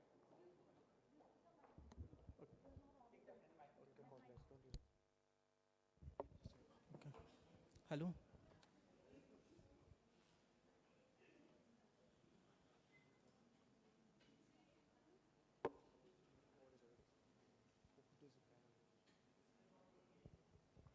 Okay, introduction. Yeah, before going to damper seal, first let me explain what is a damper seal. Damper seal is a seal like which reduces leakage and as well as the vibration. So in the figure 1, like here you can see this is the damper seal, like the transparent one, and this is the fluid region in between, and this is a shaft. This is a coupled picture of a Lebrun seal with fluid region and the shaft. And these are the normal damper seals which I considered for the study. And this pocket damper seal, this is the honeycomb seal.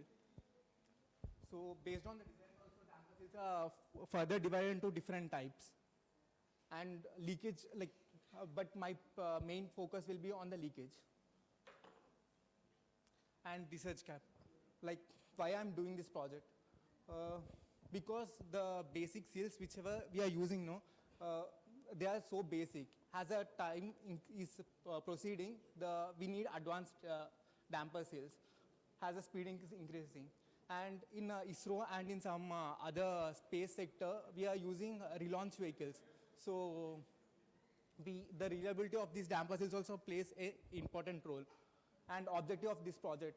So first I consider the basic seal which we are using now, that is the Lebrun seal, and later I took honeycomb seal, like which I am considering for the study. I'm just implementing the honeycomb structure onto my seal, and then I optimized the honeycomb seal further to with converging and diverging clearances.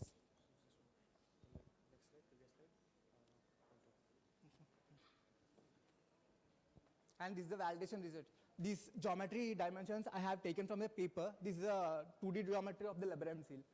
This is actually the fluid structure, and the top one we have a Lebrun seal. This is basically the clearance area of Lebrun seal and the shaft. So, but this is axisymmetrical, as Lebrun is axisymmetrical, so they just took yes 2D structure. But the thing which I proceeded for the honeycomb structure, it is not axisymmetric, so I need to do it in 3D. So what did I do is, like, I converted the 2D geometry into 3D, and I performed the CFD analysis on Lebrun seal, and in the same way I have honeycomb structure, I implemented the honeycomb structure onto it. And these are the dimensions of the honeycomb, like Lebrun seal honeycomb structure, and which I considered. And these are the dimensions you can see clearly. And this is the Lebrun seal, like which I use it for meshing. And this is the fluid region. And that is also honeycomb seal, the fluid region. And for later I optimized the honeycomb seal, right?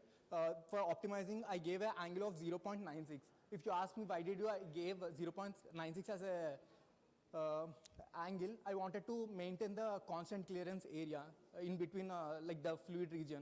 So I calculated the area that need to be constant. So for that I got the value as 0.96. So I just gave a divergence angle of that.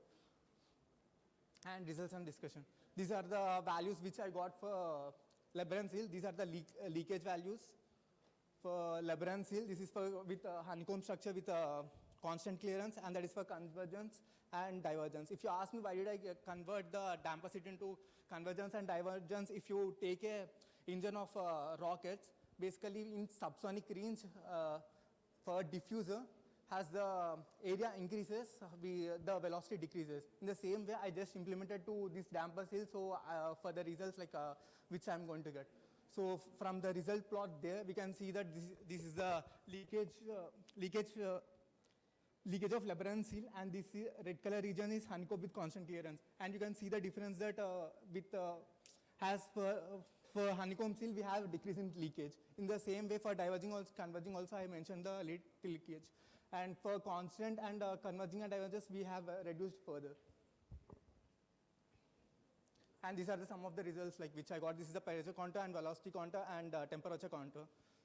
So for basically for RPM, which I gave was like 50,000 RPM, and I wanted to implement these two rockets. That is the reason I gave liquid nitrogen as a fluid. And if you ask me, in rockets we generally use hydrogen and oxygen as a fuels. But if you ask me why I'm using nitrogen, means if I wanted to further proceed with the project in NIT Rourkela, we have nitrogen power plant, and so we can even test this experimentally. And using hydrogen and oxygen fuel for testing purposes is too dangerous. So nitrogen will be sufficient. And the low storage temperature for nitrogen and oxygen and hydrogen will be almost like similar. So that is the reason we took this. And conclusion, from the results which I have shown, then Lebrun seal, like honeycomb seal, and with constant area clearance and honeycomb with converging and diverging clearance, we have a reduce in leakage. So we can implement these damper seals to the rockets. And these are some of the references which I have considered. And thank you. If you have any questions, welcome.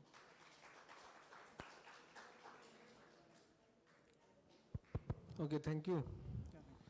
Thank you for your nice presentation. Now the house is open for questions. Anyone from the audience side, if you can ask. If there is no question, then question from our side. Okay, Dr. Goswami. So nice presentation. Thank So that diagram you have shown, which tool you are using? SolidWorks. Solicles. This I took from SolidWorks. No. That 3D diagram. Next. This one? This is from CFD, like Fluent. Fluid. Fluent. Okay. Constructor. Okay. So means liquid nitrogen, but actually in our whatever cryogenic system we are designing, that is oxygen, I think, no? Yeah, sir. Oxygen and hydrogen. Hydrogen. But nitrogen will be quite dangerous, no?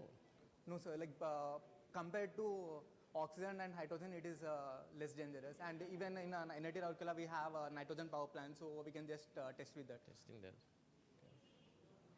And what is the difference between whatever means I don't know. Maybe that is for general purpose I am asking. Whatever rocket engine, cryogenic engine developed by Sergei Korolev, and what is the difference means?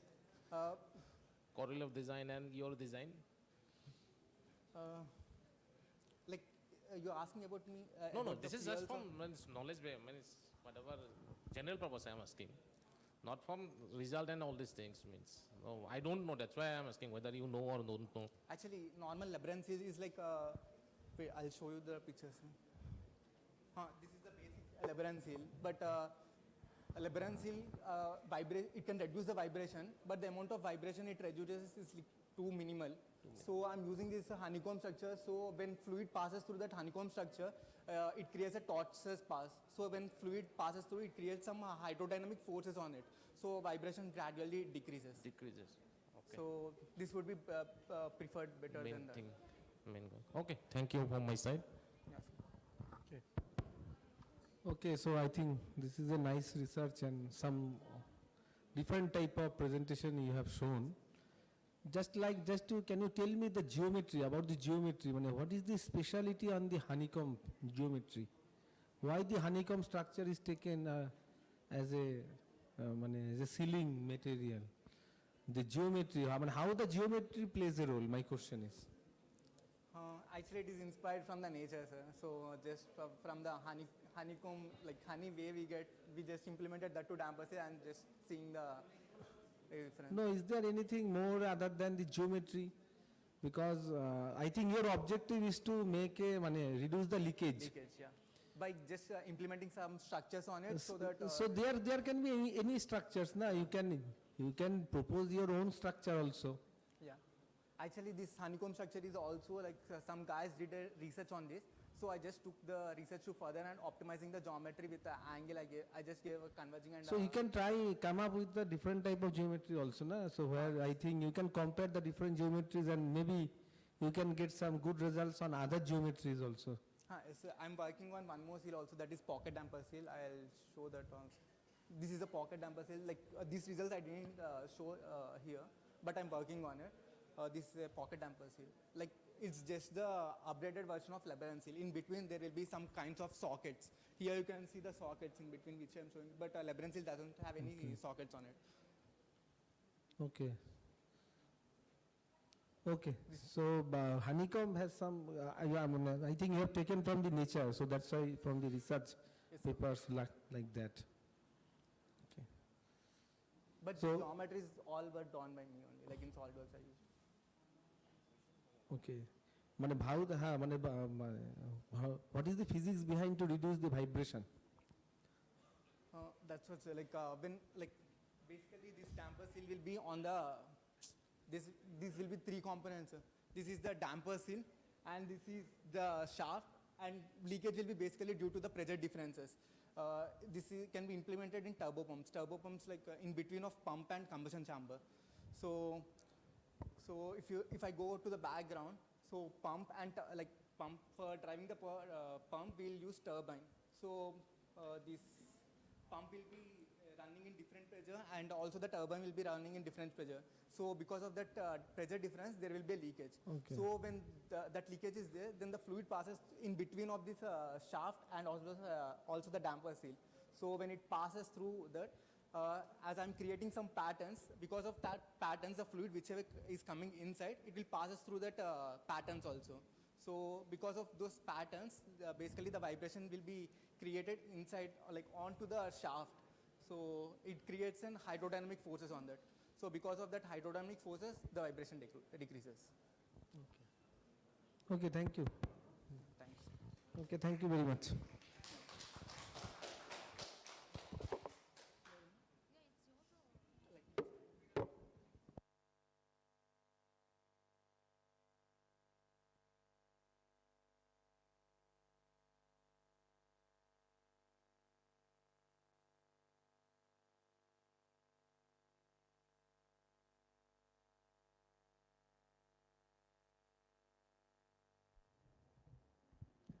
Thank you.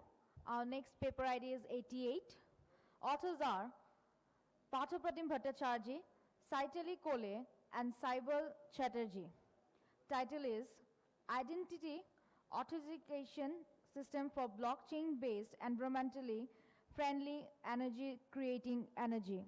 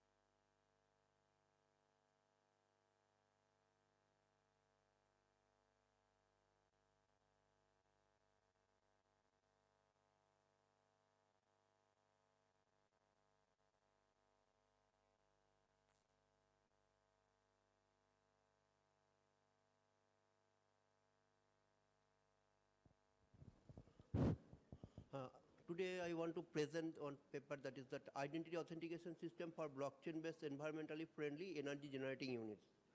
I think nowadays we have that renewable energy is there. So I myself want to present, that is Pathapratim Bhattacharjee, and we have our two co-authors from NIT Mizoram, Chaitali Kole, Dr. Chaitali Kole, and Dr. Saibal Chatterjee sir. And myself is the research scholar of that NIT Mizoram, as well as I am the assistant professor of NIRDPR NIRC Guwahati. So now I come for that table contents. What I want to discuss, that is first we discuss a small abstract.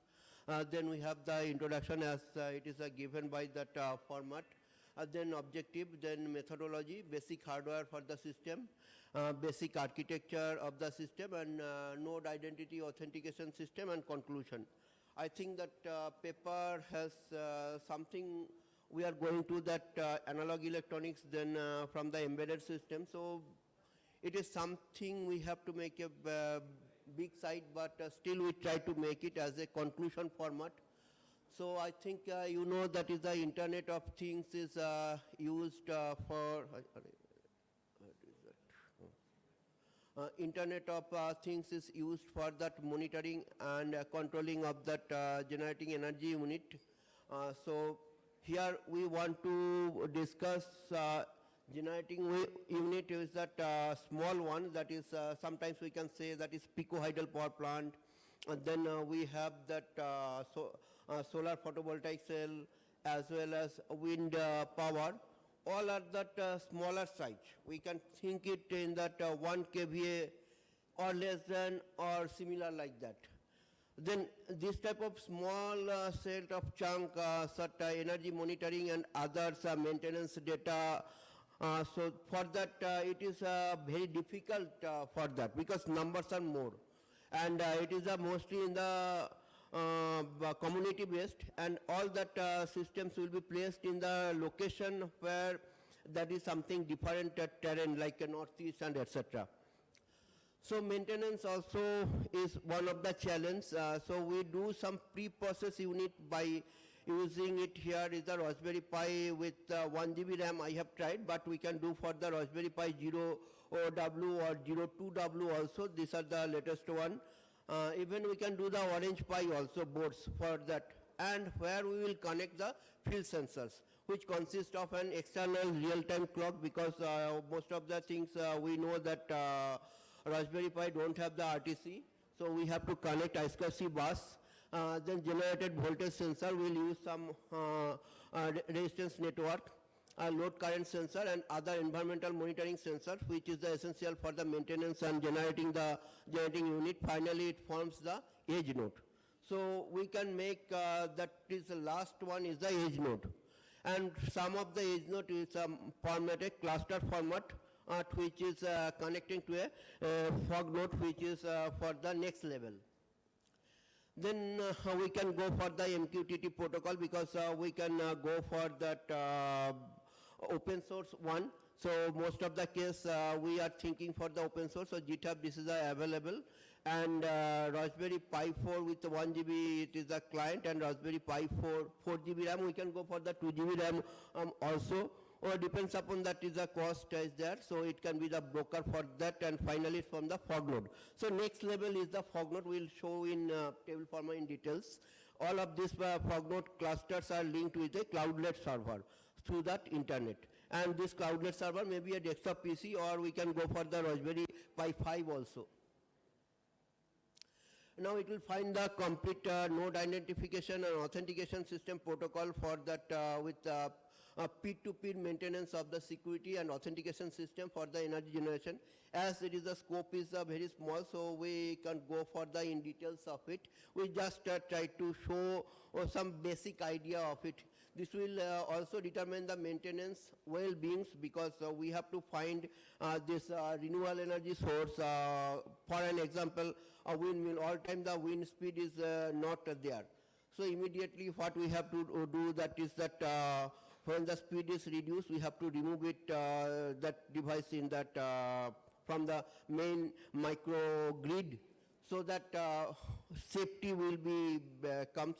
And whenever the solar cell will give, say it is, we have that generally 24 volt generating units. So these are that when the voltage will become the less, so we have to disconnect it in night time also. And similarly, picohydral power, when the water flow dried up sometimes, so in that time we have to disconnect it. So here that is well-beings we have to think according to that surveillance also.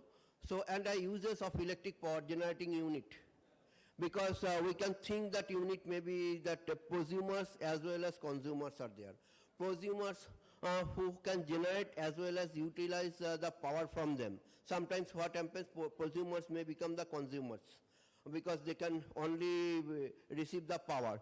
So these things also we can think, because all is the community-based system, and you can go for the remote location with the rural area, where the generating unit are more numbers, because we can think it more numbers are generating unit. So these are the current sensor. We can ACS 712, and that real-time clock we have already discussed, and this real-time clock we can use that is for that. And DS1307 is a 8-pin chip is available in the market. And for the turbo DT sensor with analog output, we have a ultraviolet sensor is just below is we can use. And ADC S1115 is I2 bus interface. I think you know that is that Raspberry Pi device has no ADC is there. If we go for the Node MCU or ECS32, so there that is that ADC is there, ECS32, I think 7 ADC are there, and Node MCU 1 ADC are there. We can use for the edge node by using this. And another level shifter circuit is there. Just so level shifter circuit is useful for that where that all the devices are working the 5 volt, and Raspberry Pi devices are working the 3.3 volt. So this level shifter circuit is useful for that. I have some publication where I have shown it details. These are the layers. Layer 0 is that all the sensors we are used with that connecting devices. Then edge node is the level 1. Fog node is the level 2 because time is less. I don't want to discuss much more. And cloudlet server, all the MIS and others are there. Finally, it will go for that MIS generation hosting server. It will be the last two is the both are the cloud based. So internet will be connected to the last two servers are also there. So these are the basic architecture for the cloudlet server. Hosting server I did not shown here because this hosting server where that is the cloudlet server will be connected. So the layer 1 edge node, fog node and internet through that it will go for the cloudlet server. So these are the algorithms. I don't want to discuss anymore on the registration algorithm, and another is the authentication algorithm. So these are the some practical, we try to do it in breadboard. And conclusion, it is successfully outlined the surveillance protocol to security framework for that eco-friendly unit, and it is typically for the 1 kVA. And its a number is proposed system is enabled to easy calculation for total energy generation and the consumption both for the prosumers and consumers. And additionally, it provides the inside maintenance as well as the data as including the geographic location coordinate, because fog node or we can use one GPS transceiver, so that will be show that location, and edge node will not connect any GPS because it will be too high for the computation, so that it will not use it. Furthermore, it will generate the MIS and GPS capable enter the cluster of the eco-friendly power units. Similarly, a compatible trading system can be also implemented some tariff plan whenever that prosumers will receive the power as well as consumers will receive the power and use it. So that can be done through that web-based server connecting to the cloudlet 1. These are the references, whatever we have used. Here I have shown some my old publication also, where I have given some more details also. This one, 23-24, is my old publication for that, where I have given the some more detailed circuits of that, because the time is not that much, so we will not do for that. So this is my connecting details, and I request to ask questions. Thank you. Any question? Any question? Any question from audience side? From audience?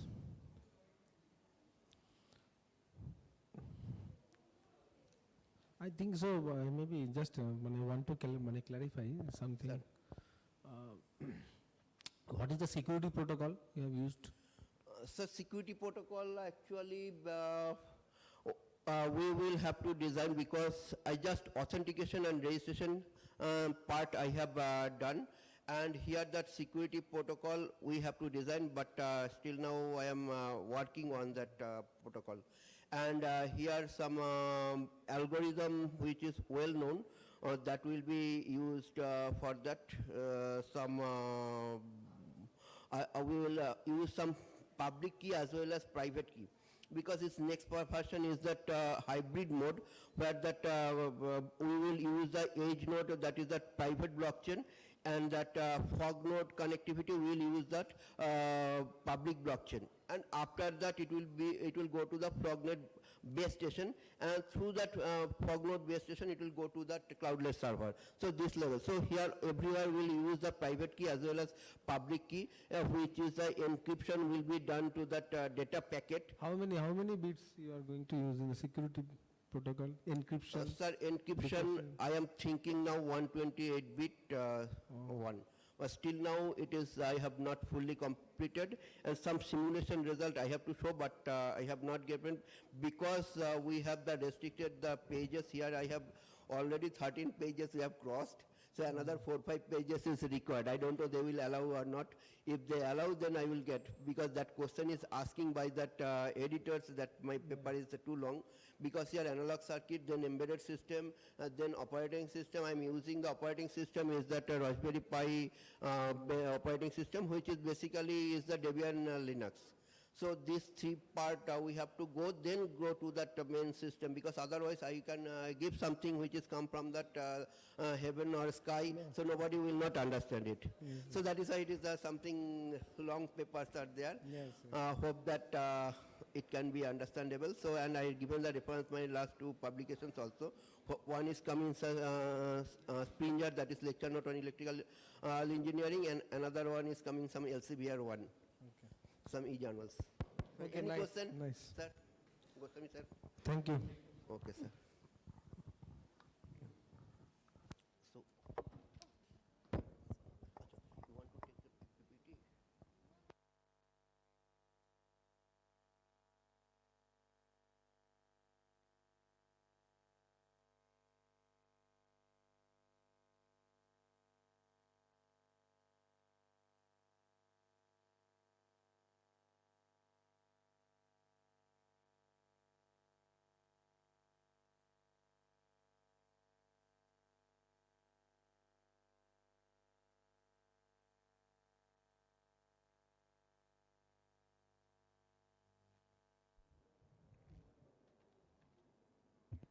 Thank you. Our last paper ID, 89. Authors are Anupar Devi Bharali, Bhupali Sharma, Ritul Paur, Tushar Nath, Riju Kalita, and Bijoy Goswami. Title is Dual Source SOI TFET for Inverter Application.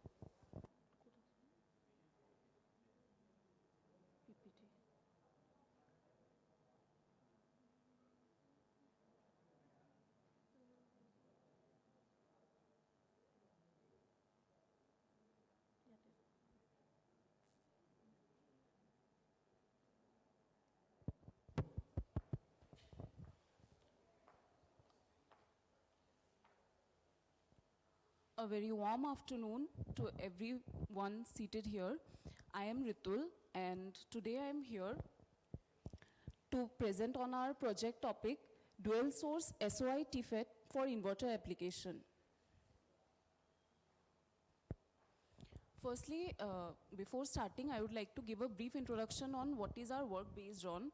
First thing, that a symmetrical double source SOI TFET of both N and P type have been designed by us in order to understand various and the impact of the different parameters on how efficient the device is and how the device can work in low power has been studied by us. As we all know, as a brief background, I would like to say there are various challenges in existing MOSFET technology, like they do not work in low power, and the switching time is high in case of MOSFET, as well as various other underlying disadvantages like lack of BT-BT tunneling process, which can be combated by TFET, which is a promising alternative. In case of current TFET technology, a standard TFET structure is a very great alternative in case of the fact that they are high speed and have high packing density.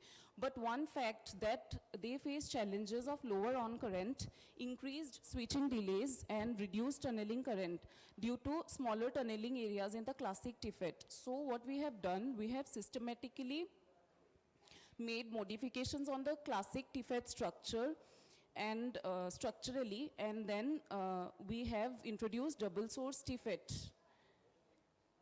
This is the device structure that is there. we have introduced two sources instead of just one in the TFET. Source 1 and source 2, both are in red colors.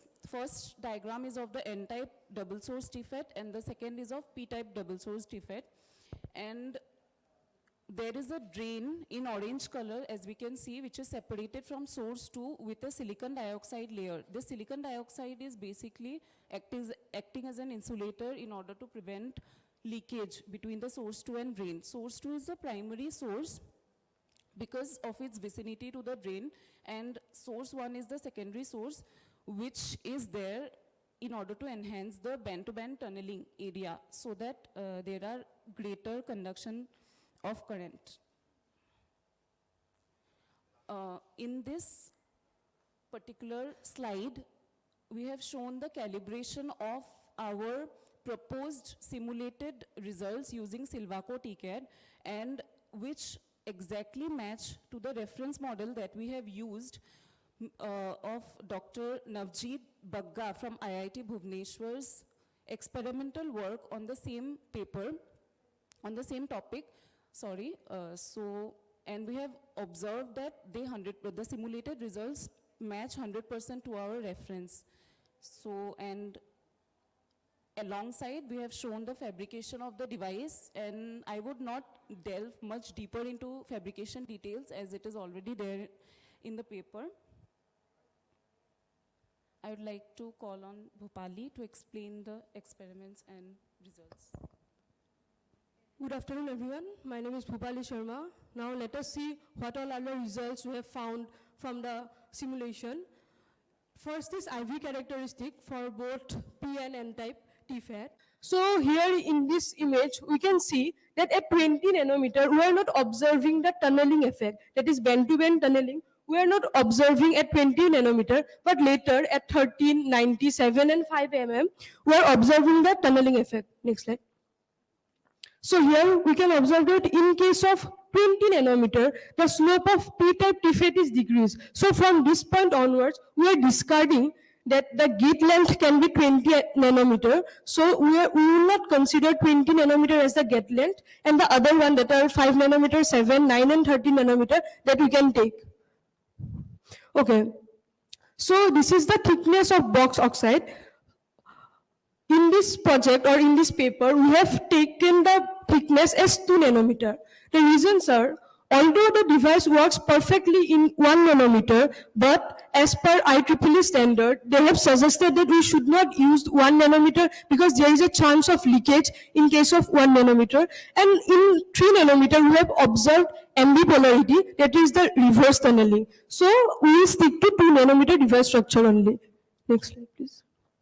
Okay, so these are the two structures that we got from the Silvaco software, and we can see that tunneling is happening for both N-type and P-type, and this is the source 1 and that one is the source 2, and we can see since the drain and source 2 are nearer than the drain and the source 1, so tunneling is more in case of source 2 and the drain.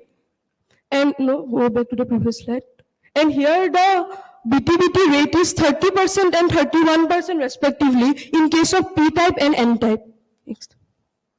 Okay, so this is a very generic concept. We know that the mobility of N-type charge carriers is much larger than that of P-type charge carrier. That you can observe here as well. The IDS curve is 3 times smaller or less steeper than that one from the N-type carriers. So to compensate or to overcome this outcome, so what we have done in the structure while we are designing the device, we have put 3 times the P-type area is 3 times more than that of N-type, so that we can get a complementary structure for both P-type and N-type, and the amplification is the same. So here at last we have observed this is the graph for both P-type and that part is for N-type, and here we have observed that at 13 nanometer we have obtained the maximum gain. Okay, we also have observed this is the structure. This structure we have proposed, and you can see at 0.2 volt, we almost observed the ideal characteristic for CMOS inverter, although the gain is not much high in case of 0.2 volt, but I think we can proceed with this because this gain is, gain 16 is efficient for the inverter. Next. Okay, this is the parameters and DC values we have experimentally got, and this is almost ideal, and we got 97% similarity to the ideal CMOS characteristic. Okay, the conclusion is yes, we can use this structure that we have proposed in place of CMOS, and also we have decided that further after the inverter, we'll either fabricate or design a ring oscillator or an SRAM from this project. With this, we'd like to end our presentation. Thank you. Good work. Okay. Very good work. Okay. Thank you for your nice presentation. If any questions from audience pool?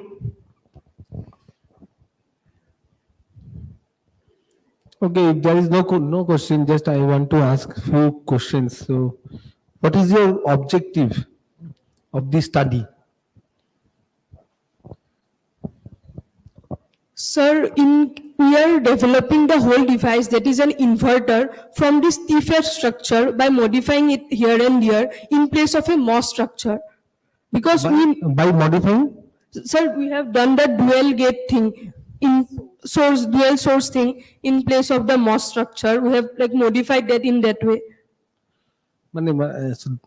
That's why if you want to do modify on what basis? If the modification is there any arbitrarily modification, or is there any reason behind that modification? So yes, because definitely we can see when we are using two sources instead of just one, which is there in the classic TFET structure, we can see that there is higher area of BT-BT, band-to-band tunneling, and thus charge carrier concentration is increasing. So the device works better. Like in case of P and N-type TFETs, we observe more of that complementary nature to be able to make it work into inverter. So that is the reason we have used a dual source instead of just one. Okay. Instead of dual source, suppose if you use a dual drain or dual gate structure, then what kind of characteristics we can get it? So actually we are more interested into the source channel tunneling, not into the drain channel or gate channel tunneling, because for the inverter application that we have proposed, we are looking at how the source channel works. So that is the reason we have modified the source structure only and kept the drain shorter, because we don't need, because drain is just working as a collector there. So now, what are the source materials you are using? Source materials, which one is the source? Can you go back to the architecture?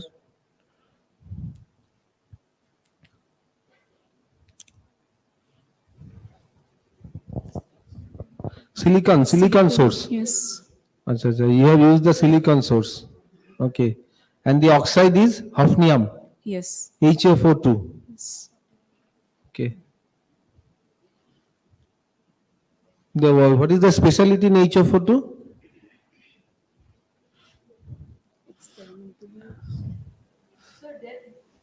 Yeah. Sir, this structure and all this theory already given in the paper that we have already mentioned. Okay. So we have just experimentally proven the paper and the result we have simulated.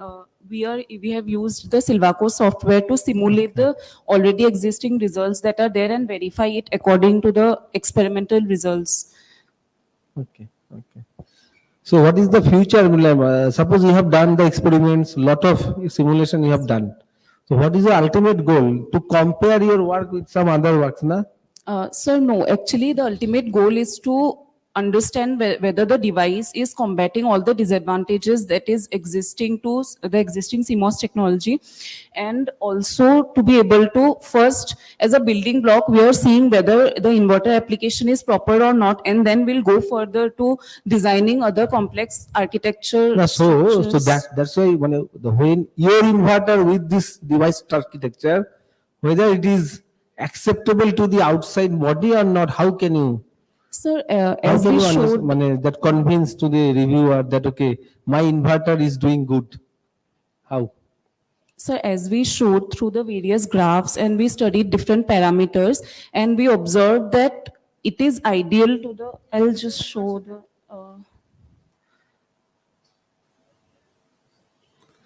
No, this is okay. So these VTC characteristics, all this is predicting the as an inverter. That is okay.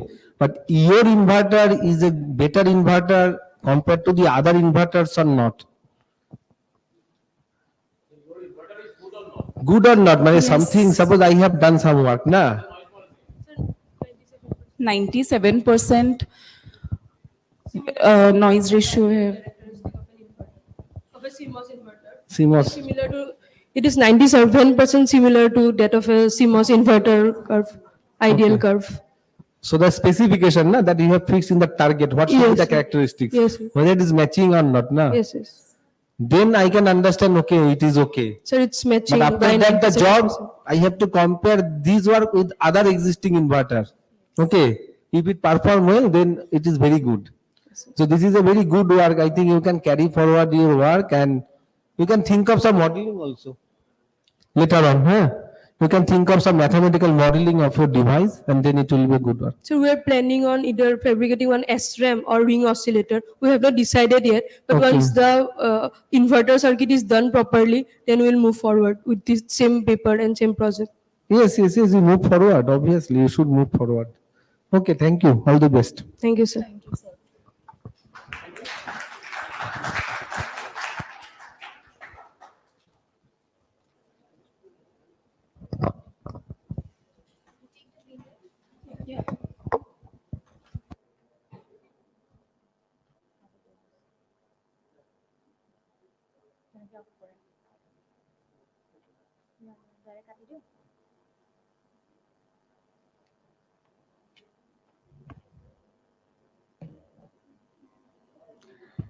Thank you so much.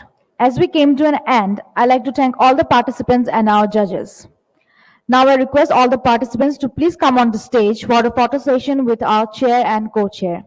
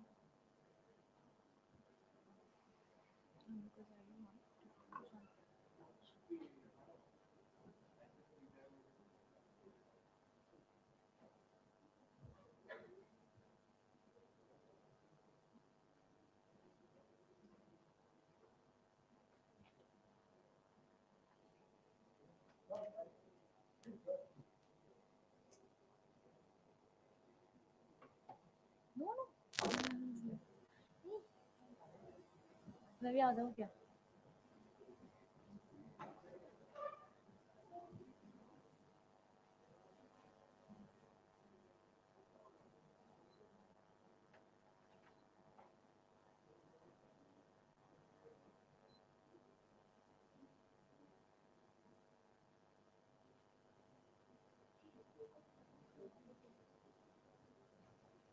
Thank you so much.